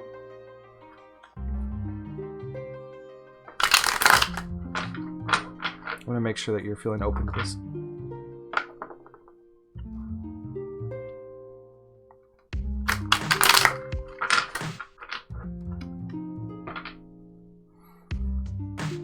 And if you are, let's you pick a pile, 1, 2, or 3. And I just had a jumper, so we're going to put that here as your focal point. Okay, wonderful. Thank you. Now, this is not what I usually do, but I'm just feeling like this is the right thing to do for you. Let's make sure you're taken care of here. And Princess Diamond, what a beautiful name. What are you up to tonight, and how are you feeling, and how are things been going with you? Just hanging out? Thanks for joining us. We're doing a little Saturday chill session.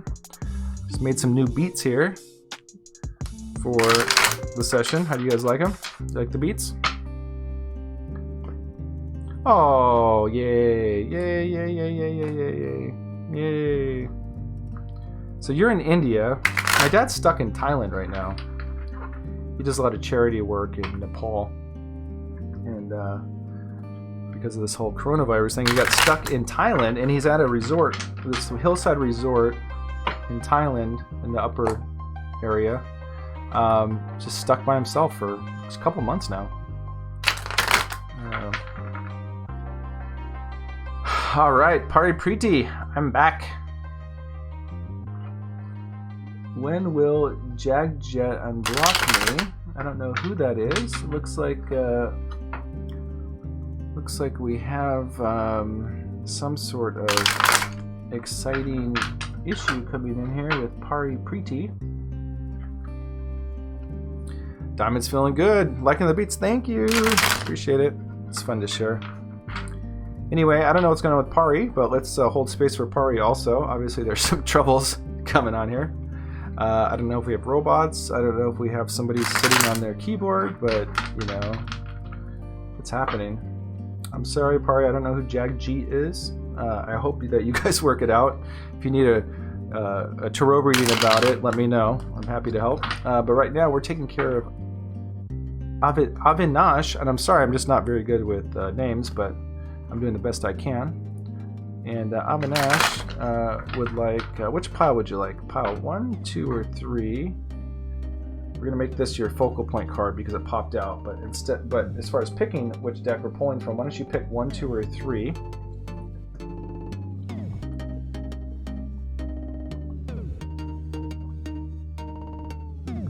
In the meantime, I'll move some more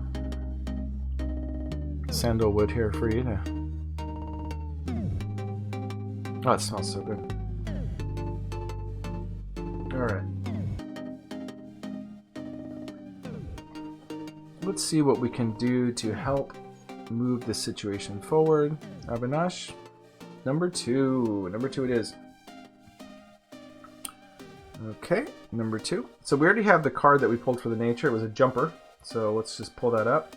Now this is absolutely fantastic. What a wonderful card. You're finding your beauty here. You're finding your beauty again. Well, I mean, I see a lot of freedom here. I see a lot of freedom here. So let's dig in here and tune in and see what we can do to serve your spirit and your work here the best we possibly can. Okay. Now, the card of Temperance is a major arcana card. That means it's considered a fundamental stepping point within your life's journey. The card of Temperance comes right after the card of Death and right before the card of the Devil. Temperance is about balance and moderation. It's about patience, purpose, and meaning.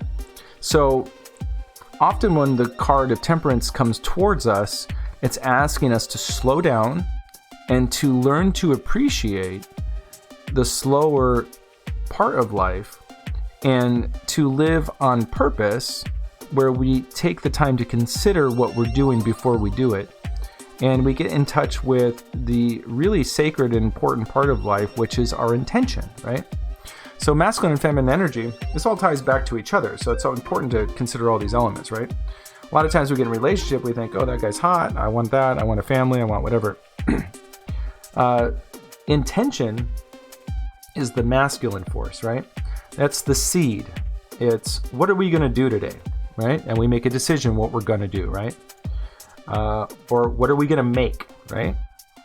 What are we going to make of this relationship? What are we going to make of this day, right? What baby are we going to make, right? When are we going to make this baby? But the responsibility with intention is that we have to consider that whatever we intend, the feminine side has to bring that into being, right? And to bring something into being, there's a karmic and a counter polarity or balance to that. There's a price to pay for all of it. It all takes energy. We have to live with it. I mean, these are decisions that often create and manifest things that we have to live with sometimes for our entire lives, right? So we have to live with the consequence of it our entire lives.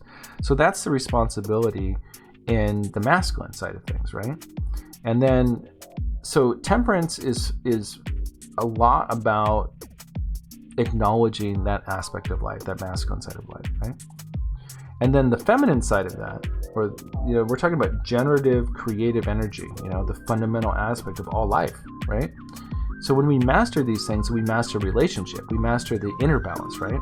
When we've mastered intention, we've mastered the masculine energy, right? When we've mastered the feminine, what we master is discernment, right? We're discerning what we allow into our lives, right? What we allow ourselves to invest in, what we allow ourselves to create with, right? So we have to learn to be very clear and in touch with our intuition, because when we're in touch with our intuition and our mind is quiet and we can know if somebody's coming with a bad investment, so to say, right? And that we use the word discernment to explain that, right? So this time in your life right now is very much about making peace with the simplicity of the moment and really getting and becoming the master. See, the temperance card, there's 2 cups. The angel's pouring the cups back and forth.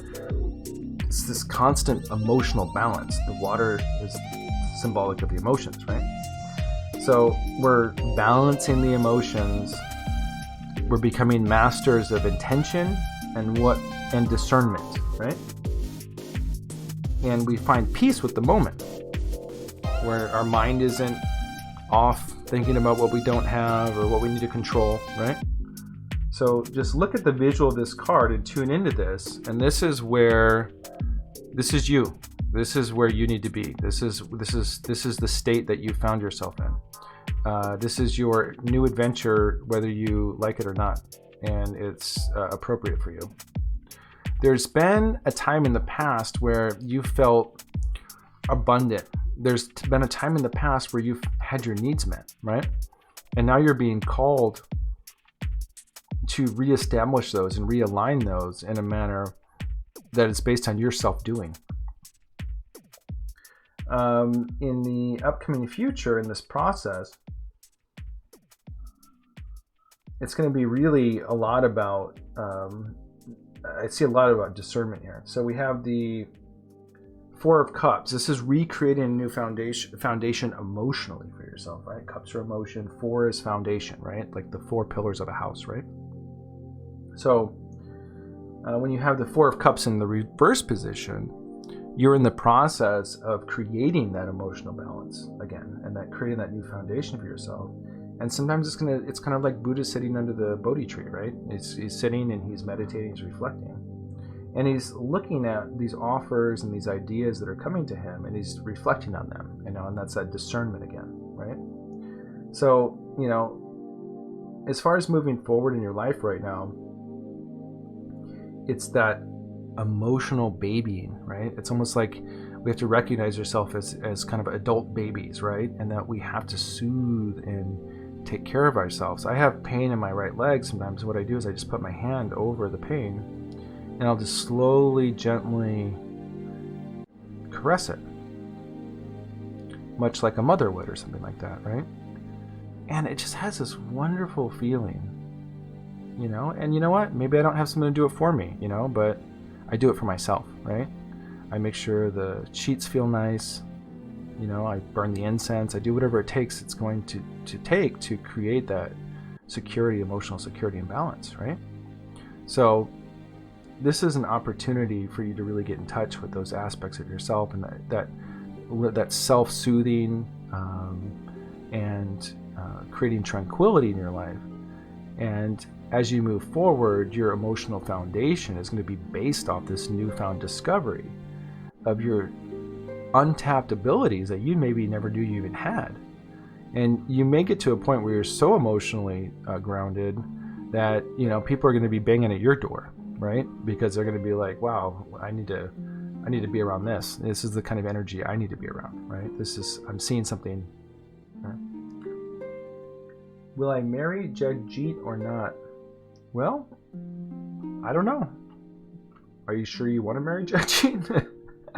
We can find out.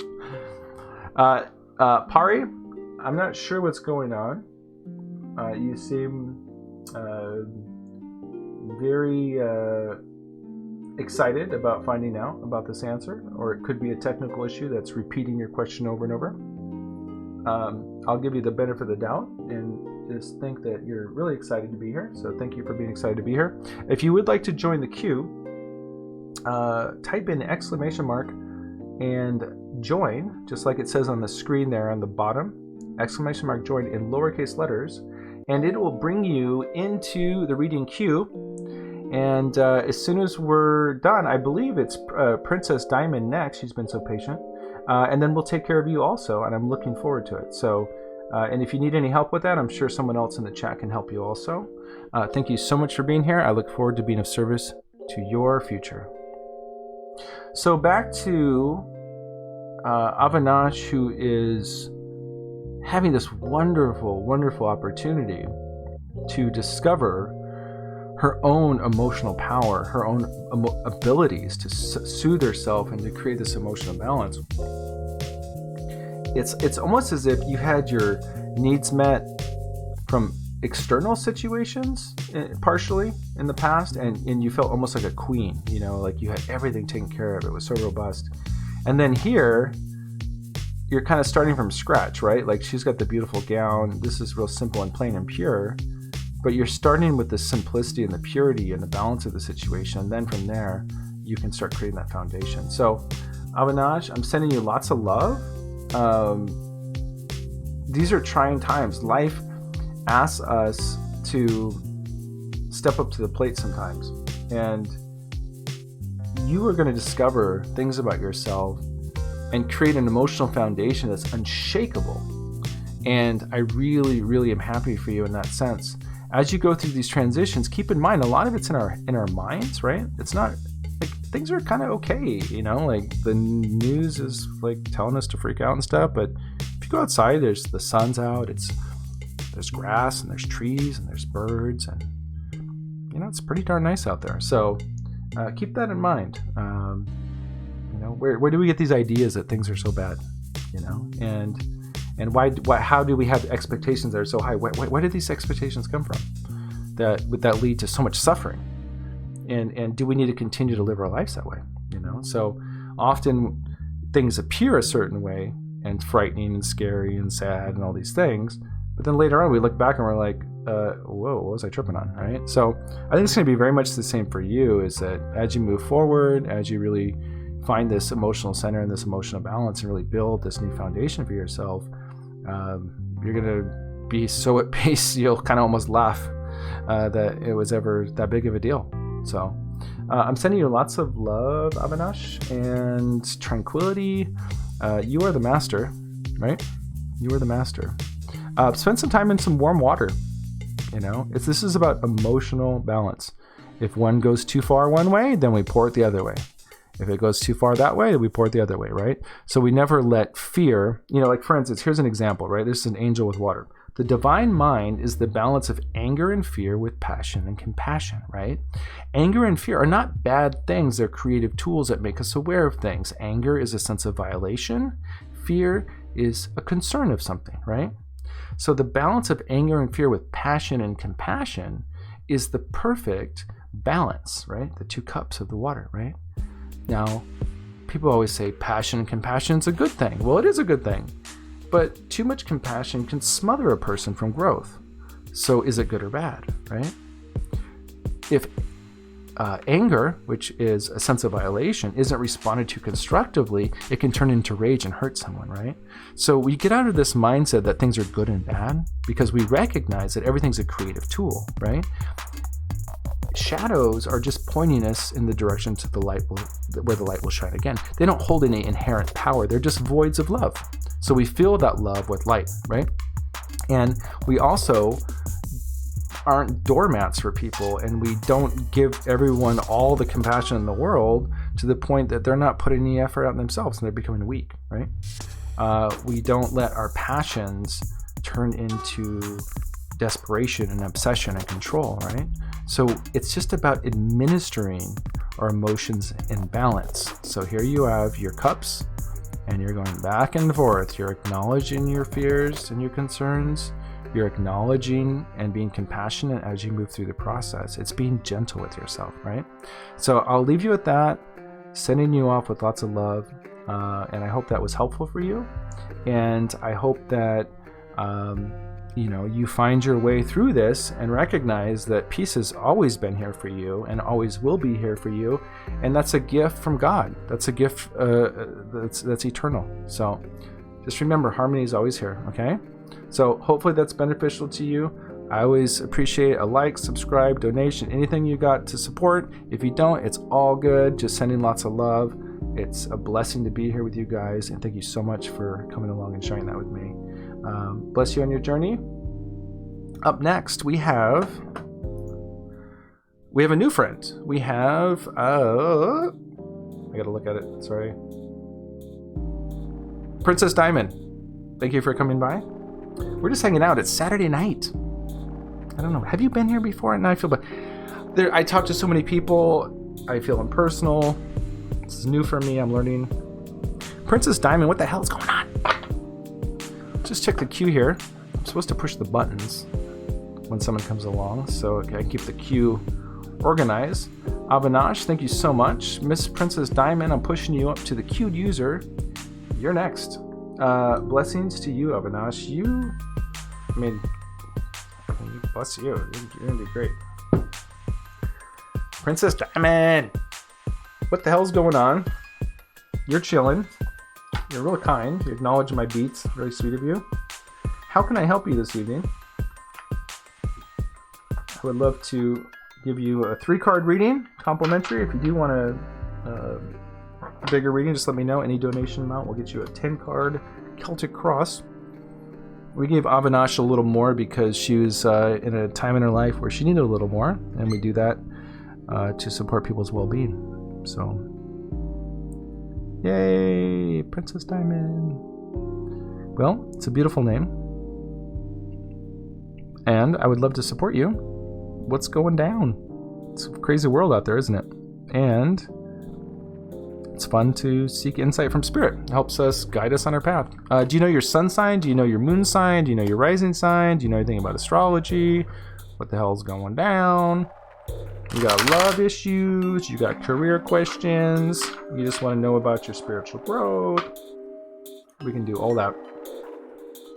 Man, I didn't realize how much I talk.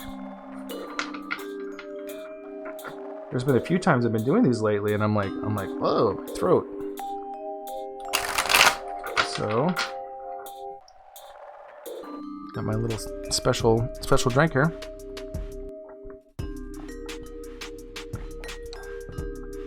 Did we lose our friend Pari Preeti? Are you still here, Pari?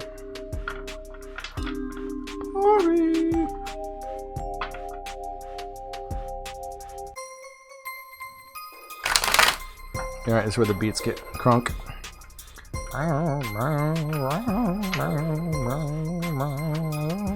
Oh, music career. Well, what kind of music do you do? I've been producing music for years. I just make weird spiritual music, though. Oh, dude, you ready? This has got a fun little drop. I literally put this whole like 50-minute thing together last night in like 2 hours. This is just some like loops and stuff, but I actually make real music too. Yeah. I want to know about your music career. Tell me about it. What do you do? What kind of music? You got a link? Where do I download your album? I want to check this shit out. I just got me a gun because it's so crazy out here. It is crazy, man. People are wacky, dude. People are tripping, dude. You know? I mean, honestly, like, the reason I really took this channel to another level is because, like, I'm like, dude, I gotta do anything I can to get people to chill the fuck out. You know? Teach them about their emotional nature. Teach them about, like, how shit works. So, you know... Dude, all that hype, all that shit on the news, dude, you gotta stay the fuck away, dude. That shit will fucking bring you down. You gotta stay focused, man. You gotta, like, make that music. You gotta take care of yourself, dude. Take care of each other, dude. Like, only goodness begets goodness, dude. Everything. You do everything?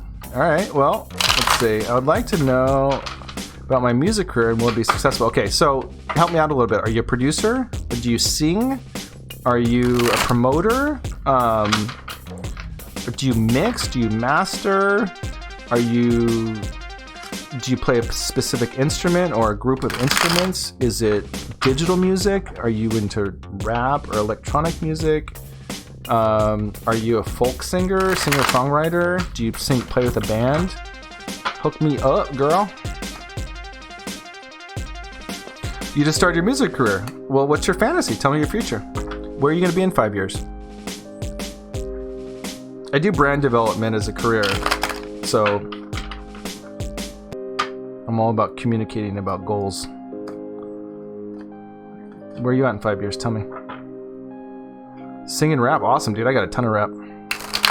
I got tons of rap. I've been rapping for years. I want to hear it. Princess Diamond. Fucking rap. I want to hear some of that shit.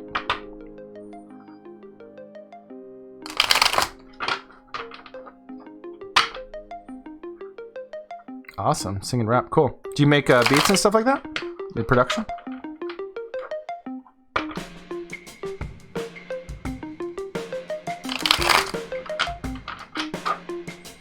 What's your career? Okay, well, what are you doing right now? Music industry is interesting right now. You know, there's I'm working with an independent record label. The guy's making money, but you know, it's because he has one artist on the East Coast that like is real popular. Other than that, it's tough to make money unless you got sponsorship deals. You're not going to make it in album sales or even touring if you're not, you know, top 1%, you know. But what's cool is that if you get specific, you can grow an audience, really stand out. There's niches for everyone these days, you know, which is fantastic, you know.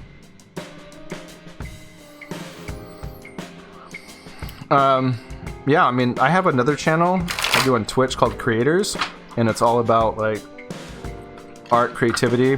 Willie Nelson has a saying that says, all you need is 3 chords and the truth to write a song, you know? And I've always taken that to heart, you know, like just tell the truth. When you tell the truth, people resonate, people feel it, man. If you feel what you're singing behind a microphone, dude, if it's real for you, dude, that shit's gonna translate over to the audience. So always fucking like keep it real as fuck, dude. Don't be copying no one, dude. Like find your own style, do your own thing, dude, and like go balls out, dude. Fucking own that shit. Music career. Okay, so now I do readings for spiritual growth. So what I do is I usually get into kind of what's going on behind the scenes, right? So what's the spiritual energy? Because that spiritual energy behind it, right? The subconscious energy is what's actually manifesting things, right? And the abundant stuff, they're always like, oh, if you just think it, no, it's your subconscious. It's what you actually believe. It's what you actually know to be true, not what you're saying, right? So we're going to tune into what's going on behind the scenes here and see what we can do to make this shit flow, right? Sound good?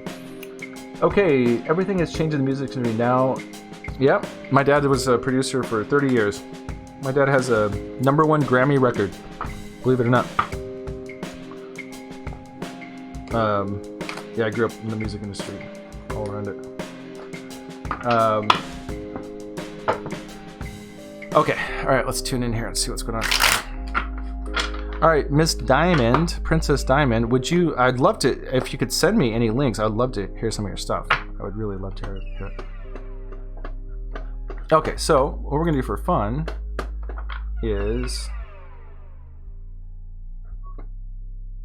Let's go and let's see if this works or not. I don't know if it's going to work. Let's go to... I do some hip-hop type stuff, but most of it's like... but I also do like some like real super heavy stuff too. Let's see. And like house music, stuff like that. I'm going to play a song while we're shuffling your cards. Let's see. I just make a lot of goofy music, but let's see if I can make this work here. I think this should work. Let's see if this works. We're going to click here, and then we're going to go input, output, multi-output device, and then we'll just check our audio. Yep, that's correct. All right, let's see if this works. All right, I don't really have a lot of hip-hop stuff, but let's see here.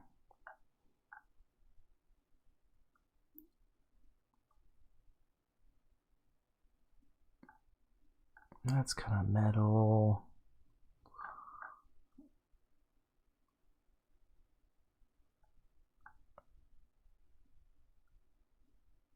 I get dark, so here's a dark track. No, let's not do dark. Let's do. Let's see here.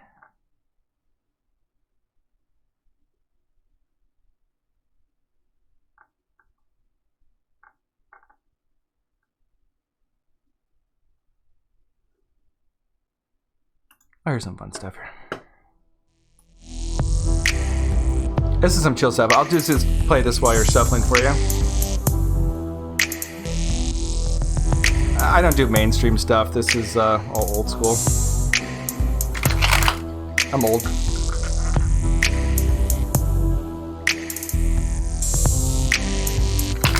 Yeah, I got a whole studio here. All right, so we're shuffling. Do you want deck number 1, 2, or 3? When you get quiet enough, you'll learn to arrest the needless noises of life that fill your head. Watching the projector play stories of life and death. Process the familiar memory till there's nothing left. We're cleaning shit out, getting real and lending liberty to the parts of ourselves in bondage. Self-proclaim it's my highest right to be at peace. No thank you to your programming. I found my way out by listening to the voice inside of me, G.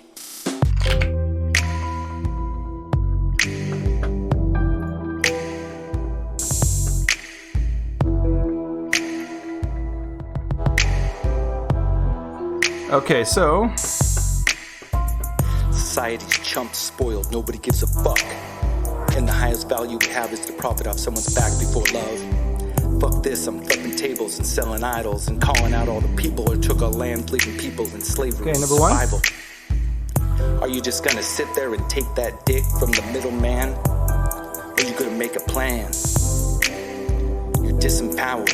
You gotta heal yourself, find peace, and then give them hell, hell, hell. This is your life. This is your life. This is your life. This is your life. Life. All right, enough of that. Let's turn this puppy down here. All right, anyway, that was some of my yum in there. I do all sorts of stuff. This is like a song that's more like 80s big beat. I'll play it in the background. If it's too loud, just let me know. I'm trying to turn it down. Okay, Miss Diamond, let's get into your questions about music.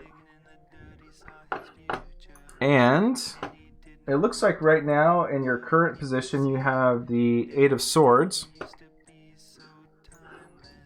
Turn the volume down here. I'm going to do this here. Yeah, I'm just trying to figure this all out. I don't know what the volume levels are like. Just let me know, guys. Okay, so we have the 8 of Swords as your primary position. In the past, you have the Emperor in reverse, and upcoming in the future is the Page of Pentacles. Now, this is wonderful. I'm really glad to see this Page of Pentacles because that means coming up in the future, you're going to have some resources coming to you and some new opportunities. So I think you're onto something with what you're doing. That's a good sign to begin with. Now, the Eight of Swords can represent like some sort of a sense of mental bondage, right? So it's like, it's either symbolic of your style, right? Or it's symbolic of like writer's block or not knowing kind of where to go or how to communicate yourself, who you are and what you're doing, right? Now, keep in mind that the truth is who you are, and the truth will always be what works for you, right? So we don't ever want to ever compromise that, right? So find your truth, know your truth.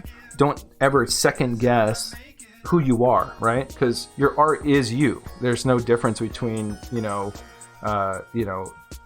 don't concoct ourselves, so to say, right? So you can liberate yourself from this by just accepting who you are and your imperfections. You don't need to create anything. You don't need to be anything more than what you already are, right? So the Emperor in reverse, this is interesting. This is in the recent past. The Emperor in reverse, this is a major arcana card. So this is something that's transitional in your life, that's major, right? So the Emperor in reverse is, it's a sense of being dominated or excessive control or rigidity. And I think that in your sense, or what I'm feeling, is that you've had people around you that haven't supported you, right? You've had people that have kind of like tried to hold you to be a certain way. And so when you're trying to find your voice, you're considering them within that framework emotionally, whether you're aware of it or not, right? So for me, when I was, in my late teens, I played in like these real heavy, like metal, spiritual metal bands. I know it sounds weird, but super ultra fast, drop D, like metal, like heavy stuff. And I used it as this way to really express myself, right? And I was never negative. It was always about, positive stuff, but I just like that heavy music, kind of like the dancing, that intensity of it, But what I realized is, I had this deep realization in my late teens that I had to tell the truth, right? Whatever it is, I have to fucking tell the truth, right? And how anyone I respected, they were always telling the truth. They had the courage to tell it. Now, we don't have that these days with music, right? It's like, these days with music, it's like, how can I floss? How can I be like someone else? I'm just gonna get a face tattoo. I'm gonna fucking do it like this. I'm gonna sound like this. I'm gonna fucking mumble. Nobody knows how to tell a fucking story anymore. Nobody knows what artistry anymore. And I'm not trying to be the old guy complaining. I'm just saying that there's an art form to art, you know what I mean? And it has to do with our personal truth, right? So when we have the courage to speak our personal truth, we're being examples for other people, and we're actually creating a bridge for other people who don't have the courage to do that, right? That's the secret to the fucking magic, right? So we don't want to lose that magic, right?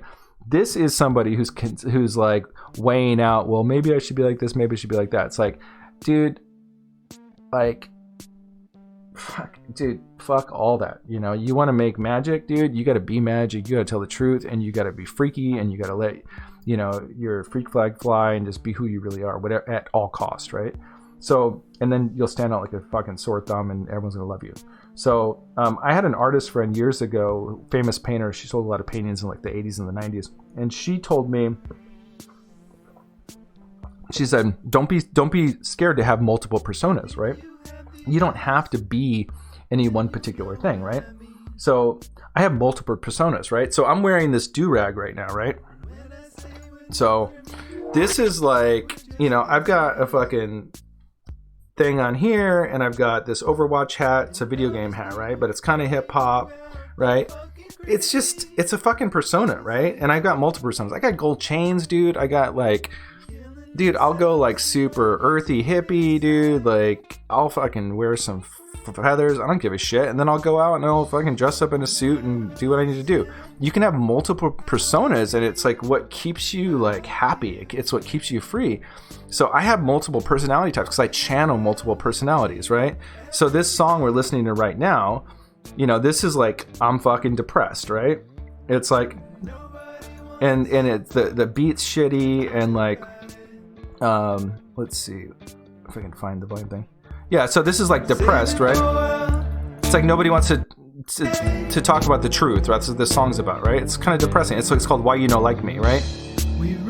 You know, it's totally goofy, right? But then this song is like super metal about how we make up stories about, you know, to make us feel good about ourselves, you know? So check this out. All stuck up in ideas that make you feel good. So this is another persona, right? All fucked up, all stuck up in ideas that make you feel good.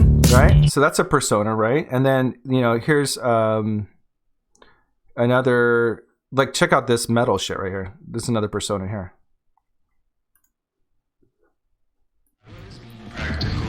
Like, check out this guitar. I fucking love it. It's insanely metal. Check this out. We don't know each other anything. I walked off into the void as he yelled threats in the distance. I walked off into the void as he yelled threats in the distance.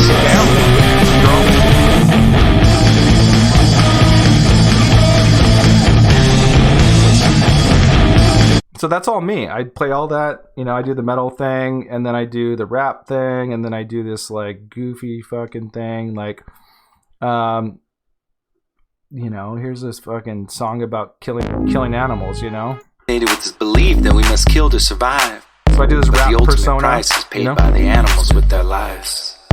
And our hearts are shut down because it would be too big of a pain to have to feel the suffering of the billions that we've slain. So anyway, so you know, the point I'm trying to make is you can have multiple personas. You don't have to be the same person all the time, and it sounds like kind of that's where you're coming from. So, you know, and you can have multiple projects. Like I just have tons of projects. I do the spiritual thing. I do the fucking, you know, like just be who you are and shine, and don't, you know, these fucking assholes right here. Like, I'm sorry, dude. I'm gonna call it. You're gonna get me going here. Is this shit right here? These assholes right here?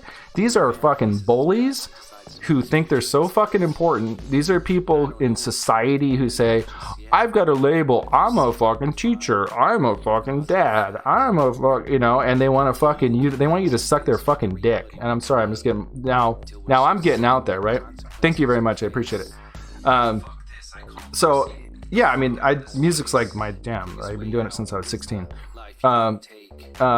So you just, you know, and I mix and master, you can learn all this shit, right? So, but it's like, but see, I'm not about talent. I don't know how to play, like that guitar stuff. I don't play guitar. I've never learned how to play guitar. You just pick that shit up and you fucking do it. And you do it with a lot of emotion and a lot of persona, right? You see it in your head, you feel it in your emotions first, and you just go fucking do it, right? And you tell people what the fuck's up, because the world needs it. The world's full of fucking dumb ass people like this who just want to fucking dominate your energy. And you're a beautiful person. You've got a lot to share. Don't be bound by society's fucking stories about who you are. You know, fuck them. All right. So I'm getting too excited. Be a freak. You know what I mean? And like that's what you want to do. You want to be a freak. You want to shine. You know what I mean? I'm fucking doing tarot and astrology on fucking Saturday night. Like, I mean, my main career is in like corporate world shit. I don't give a fuck. Fuck these people. You know, these are the people that need you to shine. You know, they need you to shine. They don't do this. Don't shut your voice down because some fucking assholes, you know, trying to control you because they want to shine, but they know you can and they can't, right? So F them. So anyway, so that's your message. Sorry, I got really excited there for a second. But anyway, on my website, StreetLevel.Live, if you go to the homepage and scroll down, I have an album. I just put up a 13-track album. It's Name Your Price. So if you want it for $1, dude, go download it. I'd really appreciate it. Just a bunch of weird tracks. Dude, shining, you know, like, okay, in brand development, there's this old saying, right? It's you know a good idea because it scares the hell out of everyone, right? So if you want to shine, you tell the truth. The truth is what scares people, right? We don't just make shit up to scare people, right? We don't just make stuff up to make people feel good or bad. That's where we're at right now. We make video games that traumatize people. We make situations that either traumatize people to stimulate some sense of life because we're so fucking dull, right? Or, you know, we try hard to impress people or be something we're not. We don't need to do any of that shit, dude. What you need to do is roll up hard with your truth, and that freaks people out. That's what's going to stimulate people because they want to be free like you. If you can set that up and you can be free, you can be an example of being free, then people are going to want to be around you because you represent what they want, and they're too scared to do it. So do your thing, girl. I'm impressed, and you better send me a track when you're pumping that shit out, because I want to hear it. Anyway, sending you lots of love, dude. You just got my musical gangster vibe out. I can adapt to the needs of the client. So much love to you, Princess Diamond. I dig your vibe, and dude, don't be like the rest, man. Get freaky, girl. Do your thing. Oh, you want to hear some more? All right, well, a lot of it's not hip hop. A lot of it's just okay. Here's one of my favorite. Let's just take a break. I'm gonna thank you so much. I'm gonna just fucking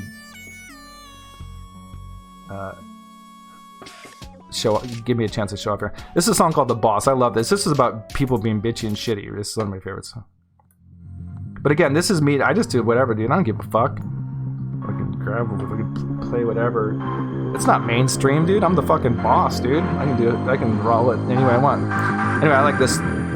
Dude, I sing like a girl. I'll fucking sing shitty. I do it all. I don't give a shit. Because it's shitty 80s beat. It's not crap. This is about shitty people fucking... This is great for you. This is about people like this, right? It's like, it's my life.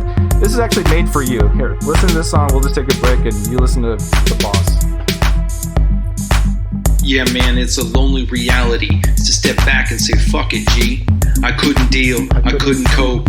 I had to answer to my soul and step away from everything I knew. Create some space for something that's true. Run for your life, run for your life, bro, run. I had to get out with my life, G. Freedom is a motherfucker, cause you see it how it is. And I don't wanna live life like a self-entitled bitch. All structure, all authority, it's a symbol. And all you really have is experience. I just gave up. Don't give a fuck. Nah, man, I don't think about you all that much. I turned it off. I'm the boss. I make the choices. This is my life.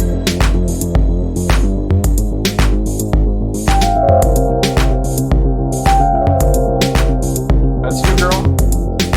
Getting that coin. Princess Diamond getting that coin. I got so much to let go. Let it go. It's my path to divinity. My path, bitches. And when I wait for somebody to validate, nope, that's just hate. That's you, girl. Hate. That's just hate. Don't be hating. Stay up late at night and talk to angels. Divine. Let go of things that cloud my mind. I gotta turn it off so I can be free. Man, it's just serenity. It's just there to be. I just gave up. Don't give a fuck. Nah, man, I don't think about you all that much. I turned it off. I'm the boss. I make the choices. This is my life. I just gave up. Don't give a fuck. Nah, man, I don't think about you all that much. Anyway, enough of my yakking. But anyway, I just wanted to share some love with you and encourage you on your path, dude. The world's full of mundane people, and you need to be the boss. All right. So, Princess, fucking let that shit shine, girl. Make it happen. Much love to you. I'm hoping that was helpful. You got me all excited. Brought out my inner gangster phenomena. Hopefully we didn't scare everyone away. Princess, you're badass. I love it. Please send me some shit if you got it sometime. I will bump your beats, girl. Let's see here. Thank you very much. Much appreciated. I am going to go hang out with my friend Ethan. He's a DJ. And we don't have anyone else in the queue, so I think we're going to end it there. Princess, you're a badass. Thanks for stopping by. And don't let no bitches get in your way. You are the master. You're very welcome. Thanks for stopping by. Feel free to subscribe. A like's nice too. Whatever you want to do, girl. And feel free to stop anytime. Love to hear more about your future. And don't forget me when you're playing the big stadium and I need a backstage pass. Okay. All right. You guys have a great night. Much love. Thank you, everyone, for stopping by. And I'm just going to leave it at that. Peace out. You guys have a good night.